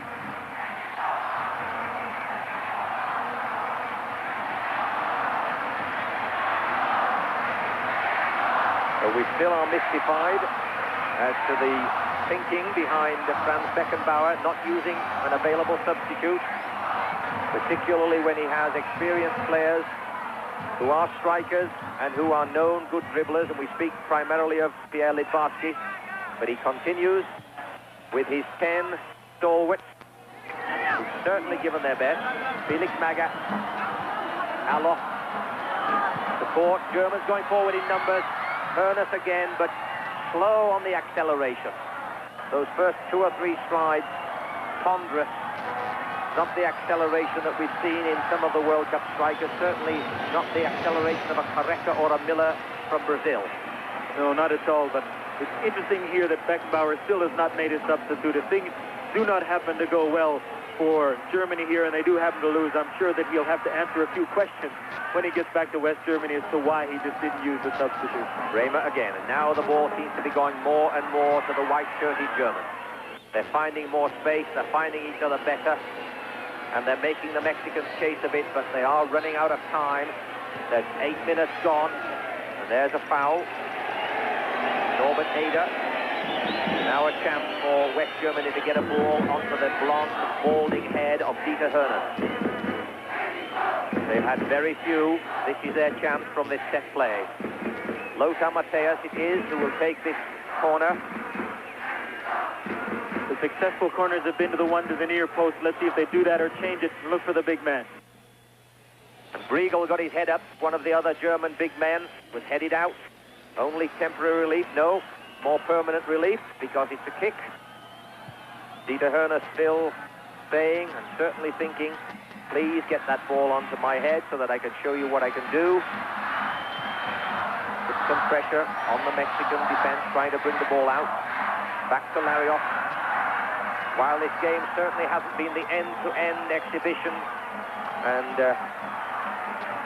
tension that we had hoped, certainly the fact that they've had to play extra time and down to 10 men each has brought its own brand of drama without being quite the exciting soccer that we had hoped, or certainly the class of play that we saw earlier today when France defeated Brazil on a penalty shootout.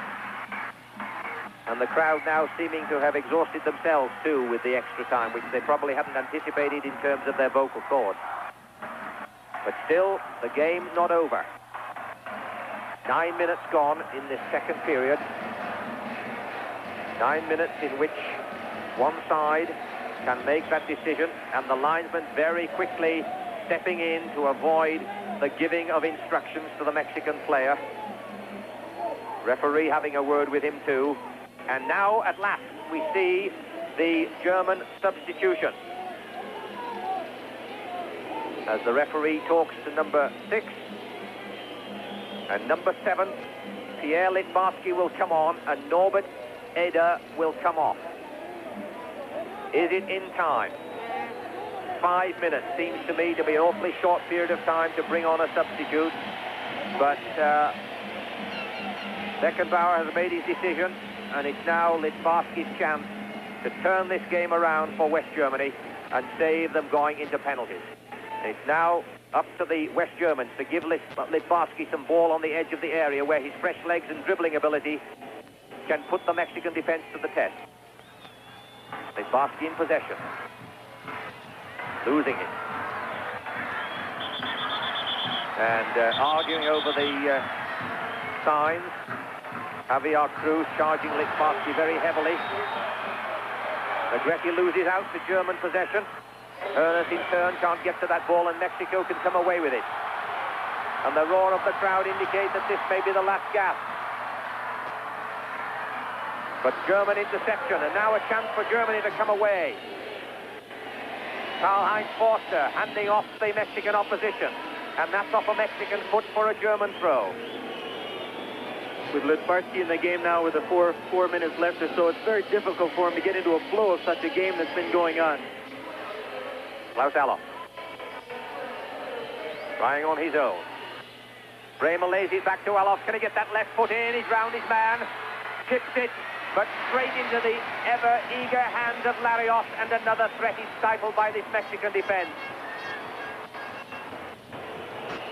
That could have been a glorious opportunity if Allofs had just been able to direct that ball onto a head. Clever play by Toni Schumacher, the freshest man on the field. Another chance for Matthäus to Littbarski. Littbarski being very well marked. That flag was up. It didn't seem to me that the entire ball was across that line, but the linesman is in a far better position, and his flag went up. And so we are moving towards what looks to be like the second penalty shootout of the day. On our unofficial time, 3 minutes to go. Mexico in possession. We're in the second half of the extra time. The score, Mexico 0, West Germany 0. We expected it to be a very close game. We thought it would be more entertaining than it has been. It has been pretty well stalemate, with West Germany perhaps slightly ahead on point, and that's offside to Mexico and a kick to West Germany. 2.5 minutes we make it. Throw to West Germany, not a kick. Quickly taken. An opportunity for Maga. Alof's in the middle. Mateus and Maga have done an immense amount of work. Klaus Alof. Chance to give the ball to the fresh Littbarski, but Magat it is. Briegel coming into the area, gets his crop in. Dieter Herners at last gets ahead to it, but wide of the upright. It finally came to Dieter Herners, though, but a good move again. And Magat, who seems to get himself in some great wide positions, flips it outside. Here's Briegel overlapping, and Dieter Herners just couldn't get behind it. Just a little timing off. So a chance to get it on Dieter Herners' head, a chance that went astray. But here we are almost in the last couple of minutes of overtime after a full game, and there was Hans-Peter Briegel on an overlap trying to cross that ball.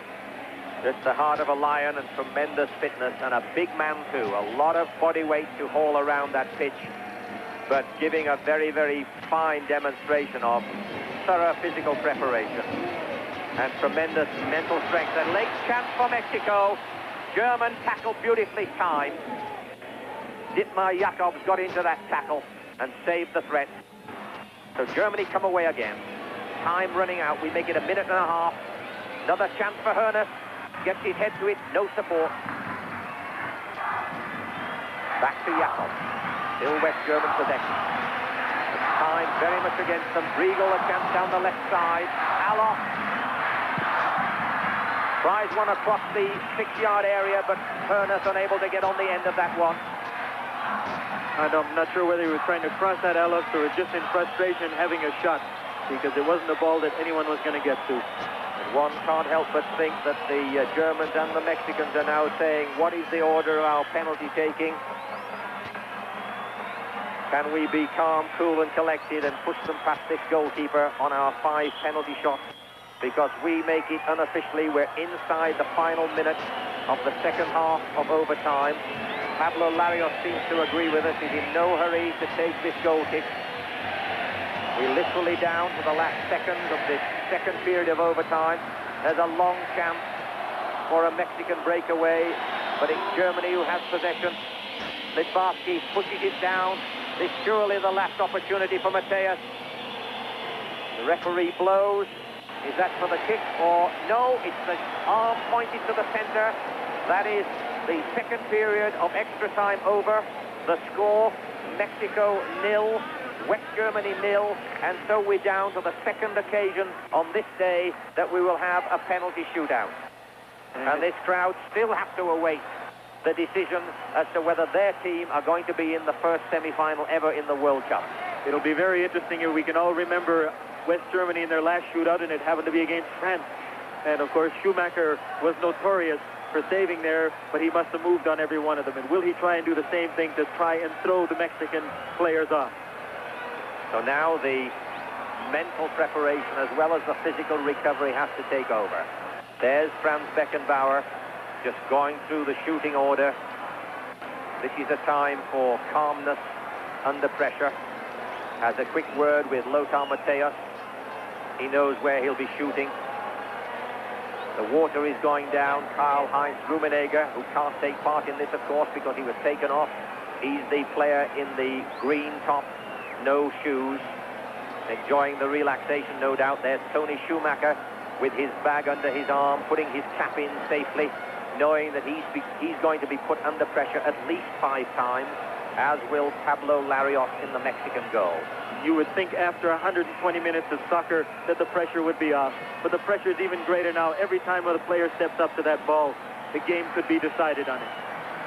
So the referee and the linesman, the referee Jesus Diaz Palacio of Colombia, and the linesman Christopher Bambridge of Australia and Alan Snoddy of Northern Ireland. making their decisions now as to which end it will be and who will shoot first.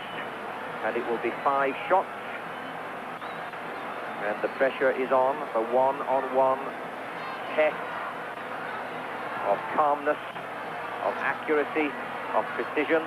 The referee's task, of course, to determine that the goalkeeper has stayed on his line until such time as the ball is struck. It's much easier for us up here to determine whether the goalkeeper has moved with the advantage of television monitors than it is for a referee. Joel Bats of France this morning, remarkably well disciplined, and although, as Tony Waiters pointed out in his analysis, he did move a little bit, compared to some modern-day goalkeepers, he was exceptionally well disciplined and played superbly in the French goal.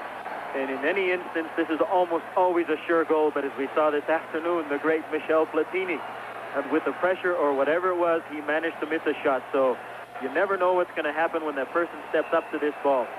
So the Germans, with their legs elevated to drain the waste product from these very tired limbs and bring some degree of refreshment to them before they have to stride up and strike this ball from the penalty spot.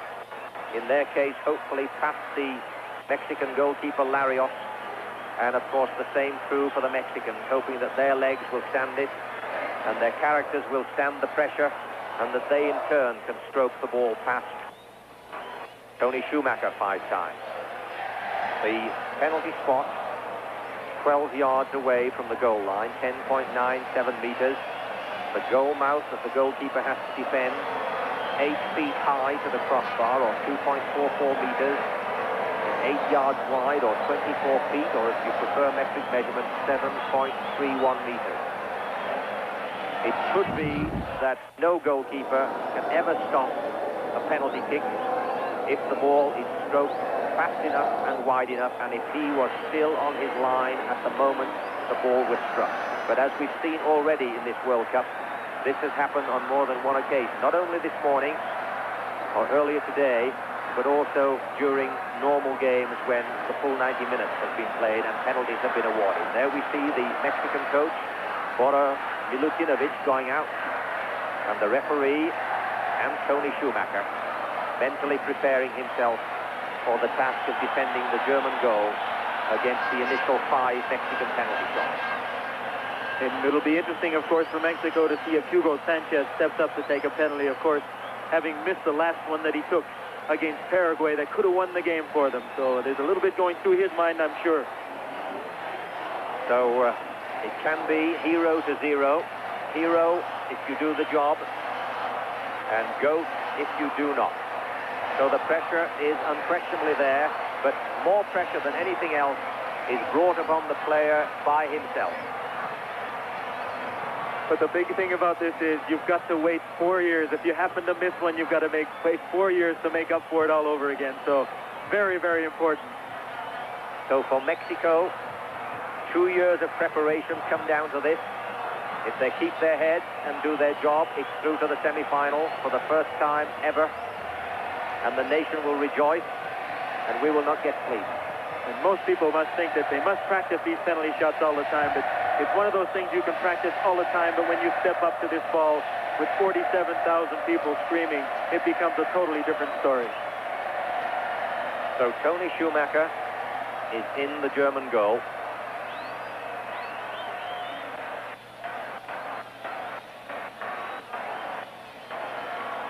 And the linesman just do the last final count to see that we have 5.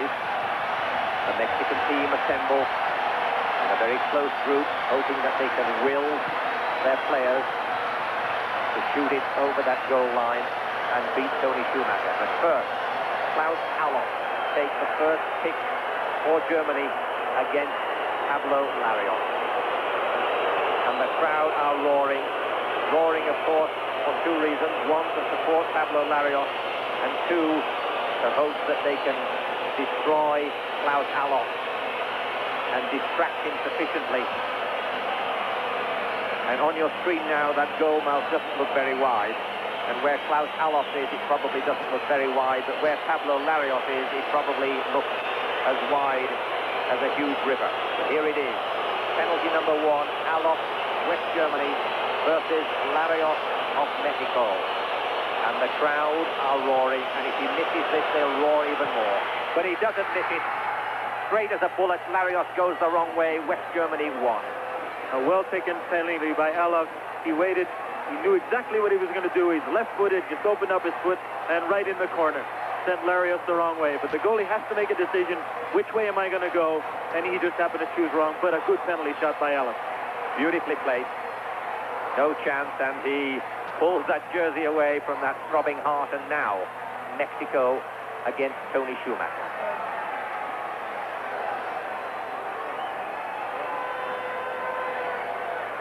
The referee watching the placement of the ball very carefully. It has to be in that circle, but of course that circle's been dug up a little bit, and all the players are worried. They don't want to get it up too high, because if it's on a little bump, they just may kick underneath it, and it'll go up over the bar. And it is Eldir Negrete who scored that beautiful volleyed goal. Can he now score from the penalty spot? Tony Schumacher waits. The referee indicates all is ready. Calmly struck.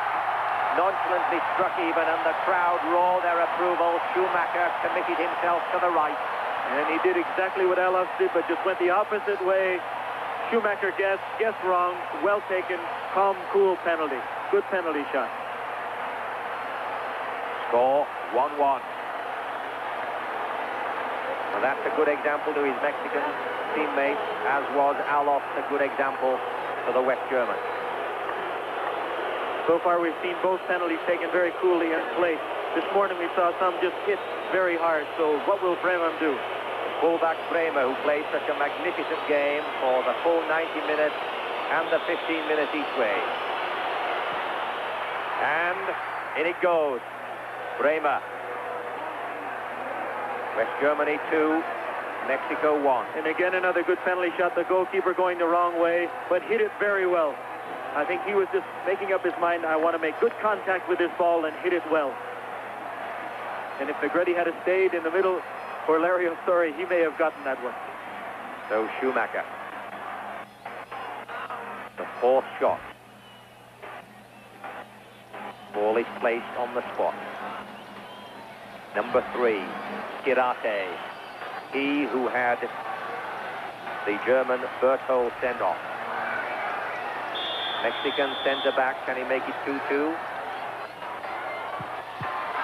Schumacher saves from Kirate. He got his foot to it. So the score 2-1. What a good save by Schumacher. He left his feet behind him there, and that's what caught the ball, because it went down the middle. In fact, it was not even down the middle. A poorly taken penalty, down the middle, left his legs there, and caught it with his leg. But a good save. Any penalty that saves, as Tony said, is a good save by the goalie. Those 47,000 Mexicans are now trying to inspire their remaining 3 penalty kickers to do the job and trying to distract sufficiently at least 1 and preferably 2 Germans not to do theirs. Lothar Matthäus, who played superbly and gave them his all throughout the entire game. Here he goes. And it's in. 3-1 West Germany. That was a very close call. And Larios this time did guess the right way, but when you hit a penalty shot well, it was down low in the corner. Larios couldn't get to it. Well taken by Matthäus. Very unlucky for Larios. He went the right way. 3-1 West Germany. The crowd hushed a little, relatively hushed.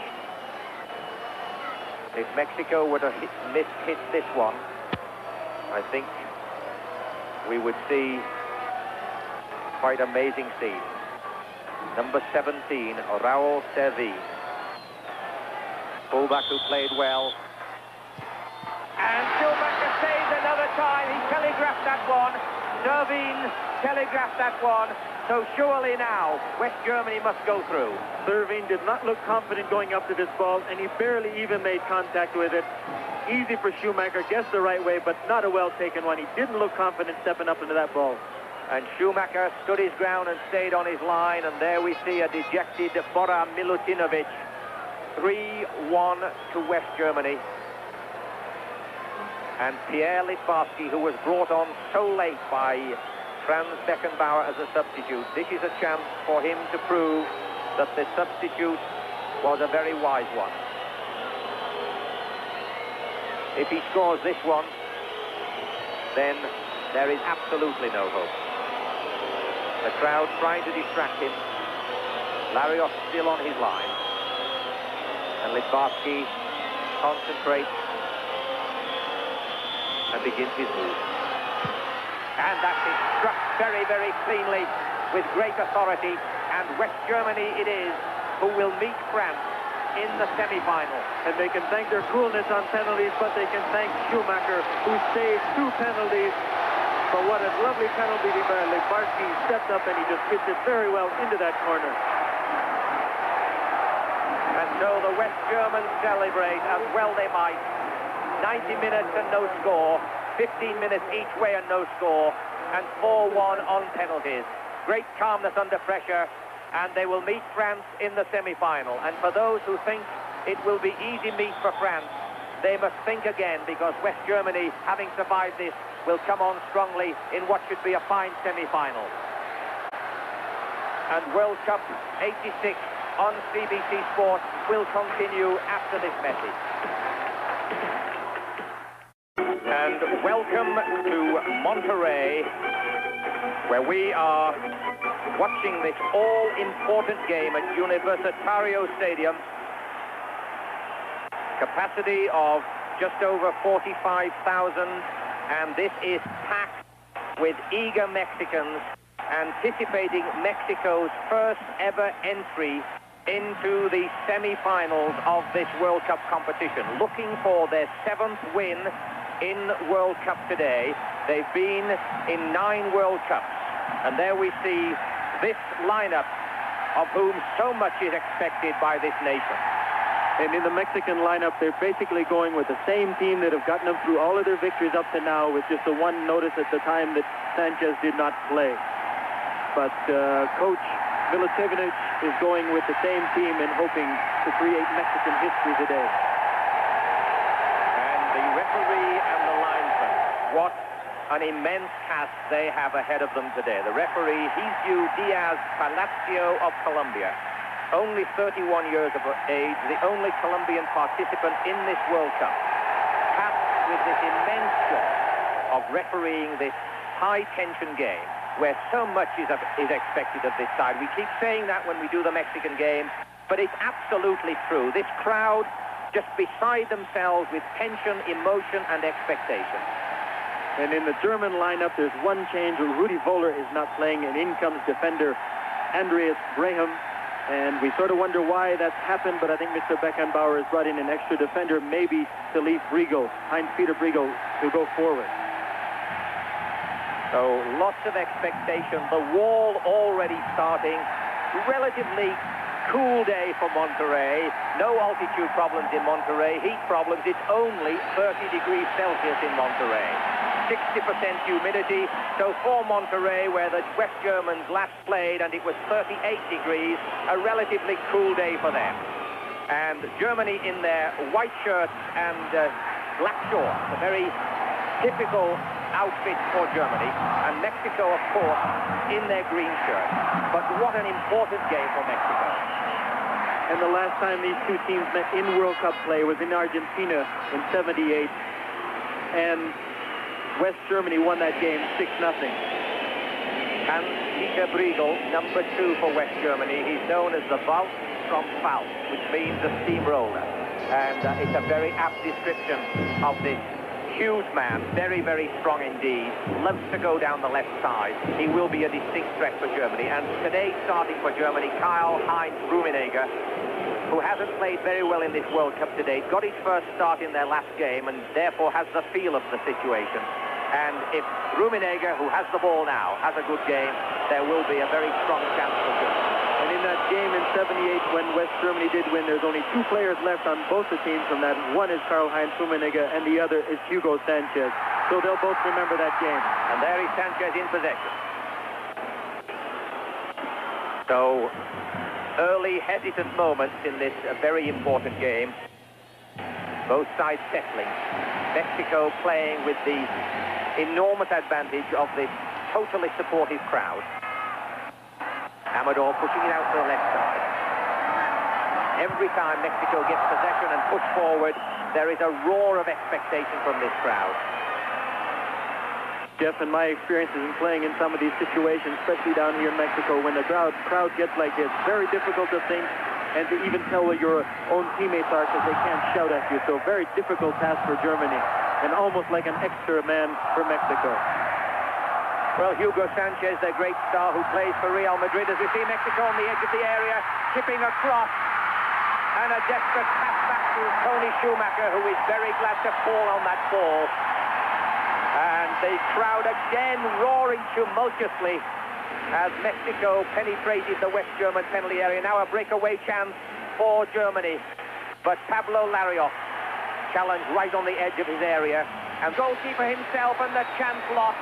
But the whistle has gone. I think he'd blown for offside there as Hugo Sanchez tried to put the ball back to Thomas Boy. I think Thomas Boy was ahead of him, and I think there was an offside call. But why Sanchez didn't try to shoot on his own, it looked like he got the ball tangled in his feet. But they're not going to get many of those chances as a German player makes a mistake. Here he's in, and he tries to do it. And Thomas Boy just caught offside there. But a great chance for Mexico and Sanchez. Very close for Thomas Boy being offside, and remarkably close for West Germany going one goal down there. But they survive it, and they come away on the left side. That was a very costly mistake by Andreas Bremer. Hans-Peter Briegel bulldozing his way up the left side, hoping for the throw but not getting it. Mexico to take the throw. Servine to throw when he eventually gets the ball.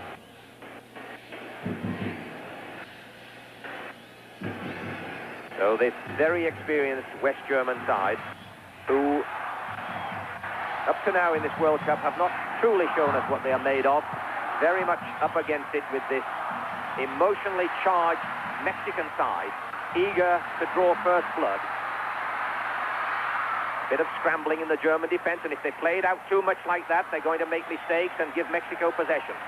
And it is, in fact, a Mexican throw. So still danger. Servine to take the throw. That's to Sanchez. And he's fouled. And it's a very dangerous free kick to Mexico on the edge of the West German penalty area. And we've seen Mexico, they've been together a long time. They've been working on their free kicks, corner kicks, set plays. And out of all the teams, probably had the most success with their set plays. So I'm sure we'll see something hopefully creative from Mexico here. You see in the corner of the screen, Harald Schumacher has got a bag in the back of the German net. I'm surprised that the referee has not moved that out by now. We've seen them fairly stringent on that. Now we have a huge West German wall here. Six-man wall. Mexico well rehearsed on their free kicks. Played 62 preparation games together, and therefore they should know exactly what is on here. Referee not quite satisfied that the West German wall is far enough back, and if he isn't, the man on the end of the wall will get a card. Here he goes. Tried to bend it, a little bit of mistiming. The wall did its job. So West German defense is off the hook, or is it?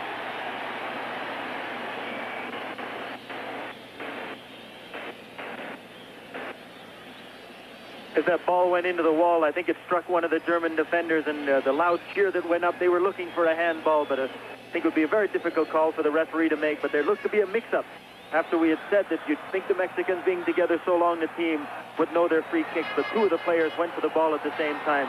So a wasted effort. A little bit of mistiming, and we're seeing, I think quite naturally with this immense amount of tension, scrappy play, neither side able to settle down. And it may, of course, take a goal, or it may take much more time in this first half for them to settle down as they start to get tired. And there's the first yellow card of the proceedings to Aguirre.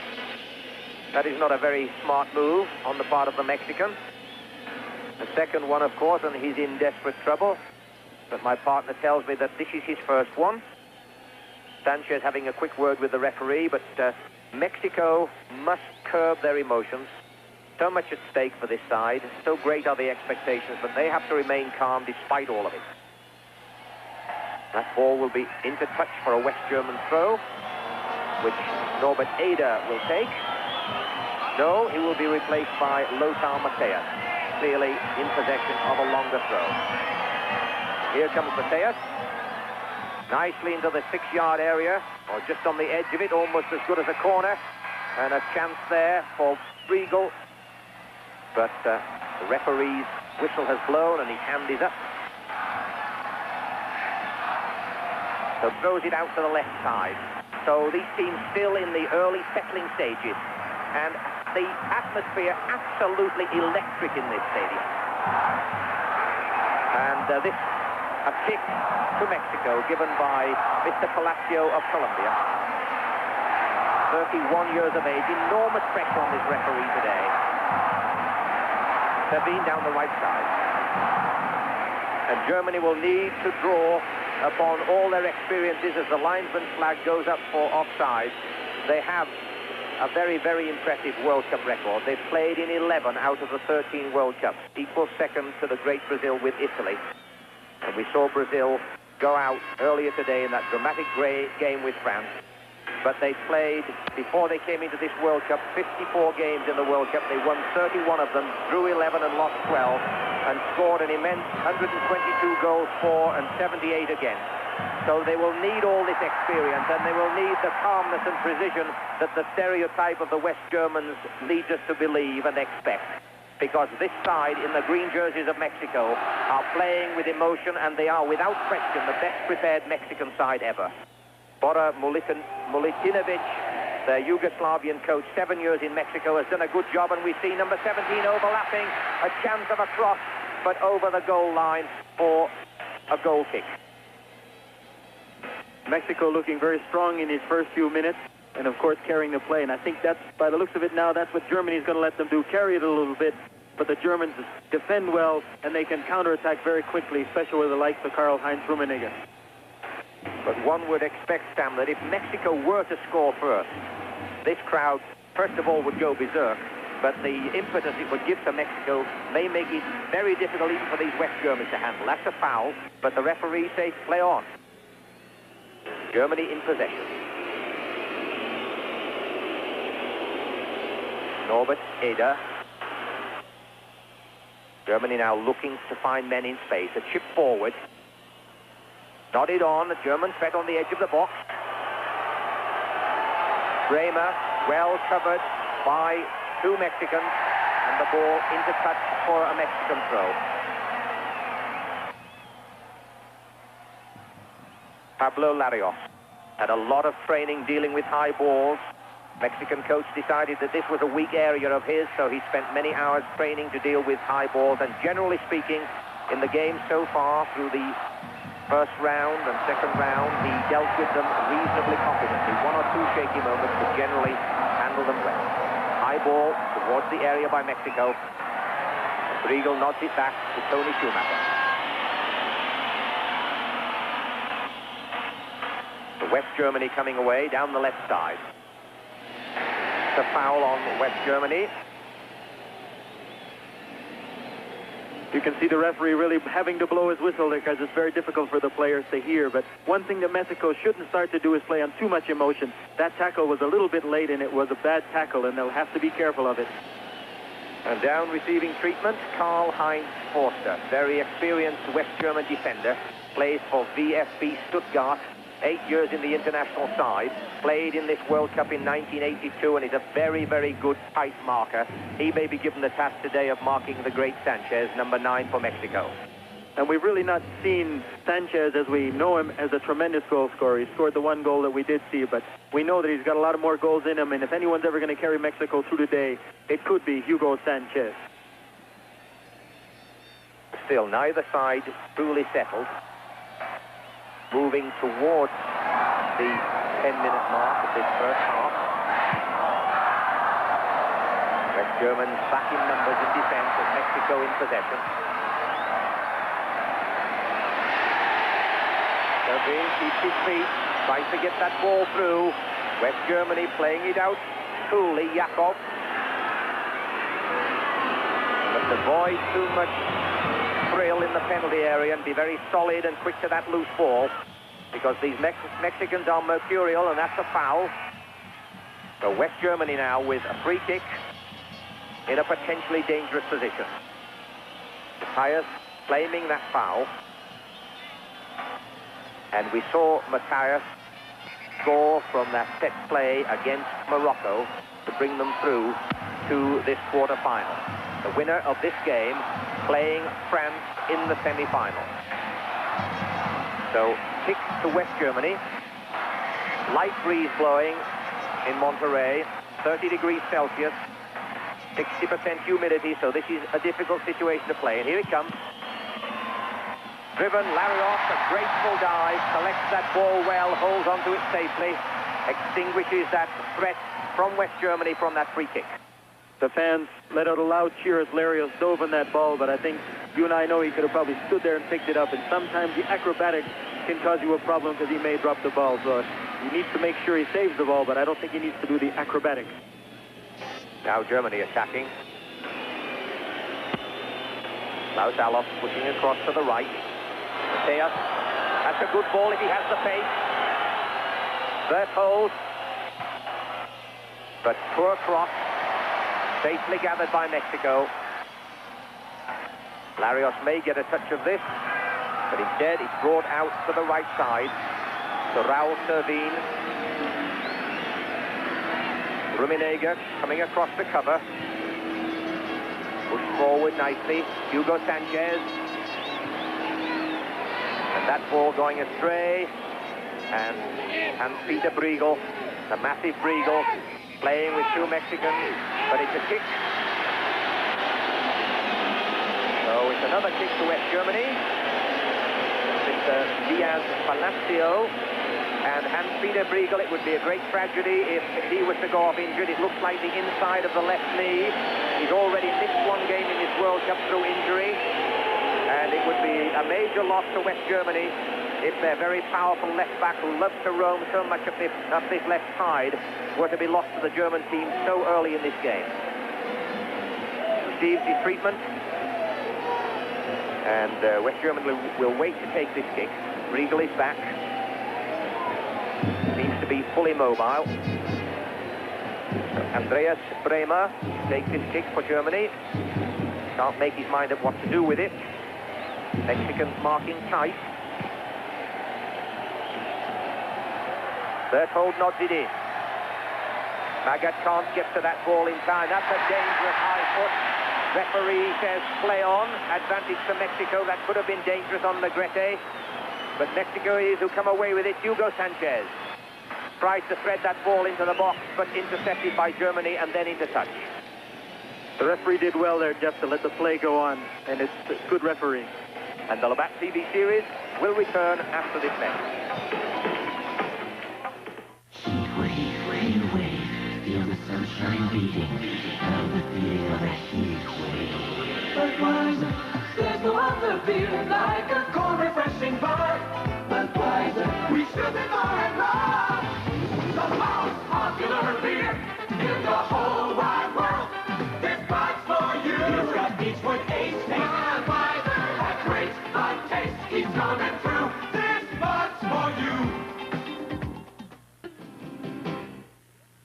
Canavision 8 is the 8mm one-piece video camera and recorder that puts the whole world of Canon experience right in the palm of your hand. Canavision 8 lets you capture hours of memories with autofocus and Canon Power Zoom lens. You'll shoot Canon quality pictures you can play back straight from the camera. The Canon Canavision 8. We put the whole world in your hand. And welcome back to Monterrey Universitario Stadium, where this tension-filled game is now moving towards 15 minutes. Still no score. Neither side having truly settled, but a great deal of emotion and a lot of tension as Mexico try to win their 7th World Cup game and try to enter the semi-final for the first time. And we're noticing, Sam, I think that the referee is trying to let play flow, but is allowing one or two things to go which perhaps should be pulled up early, because it's very difficult to tighten the screws if you relax them initially. Very much so, especially with this much emotion in a game like this. And there, Mexico, very threatening. Nice cross by Servin, which the West Germans are pleased to nod away for a corner.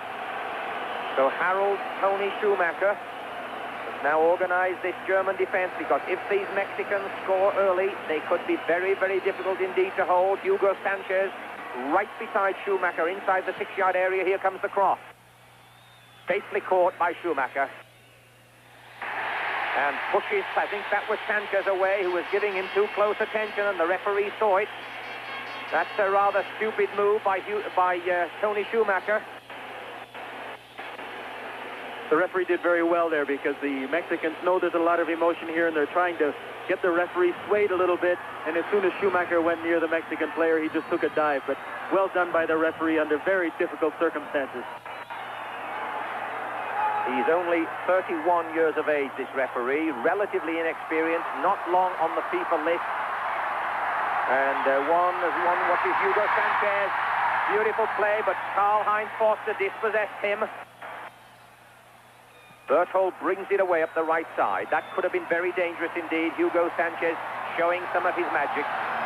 But as I was saying, this referee, while being 31 at the start of this game, may feel about 40 by the time he's finished it, because he has this huge crowd, the power of their voices. They're willing, this Mexican team, to score this goal, and he must remain calm, cool, and collected and make his decisions instantaneously and firmly.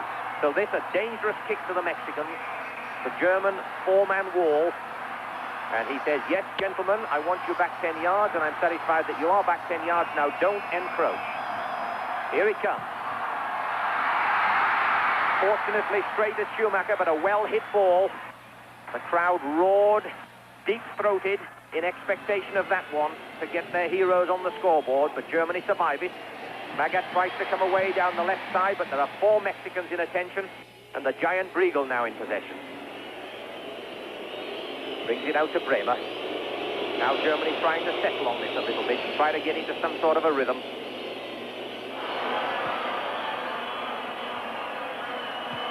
Berthold puts it back. Karl-Heinz Forster. Back to Berthold. With the right wrist in a cast. Felix Magath shifts it to Mateus. Safely back to Pablo Larios. Amador, a probing ball at the left side. Aguirre. Rummenigge in attention, but not able to do anything. Mexicans coming through quickly to surprise these Germans, but that will be a foul by Sanchez. Kick to West Germany.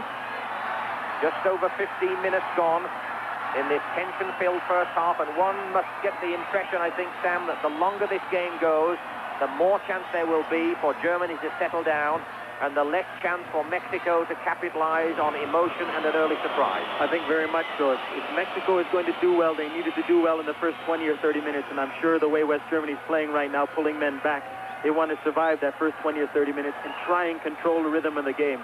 And right now they're doing a good job with it, and it's very difficult for Mexico to get through.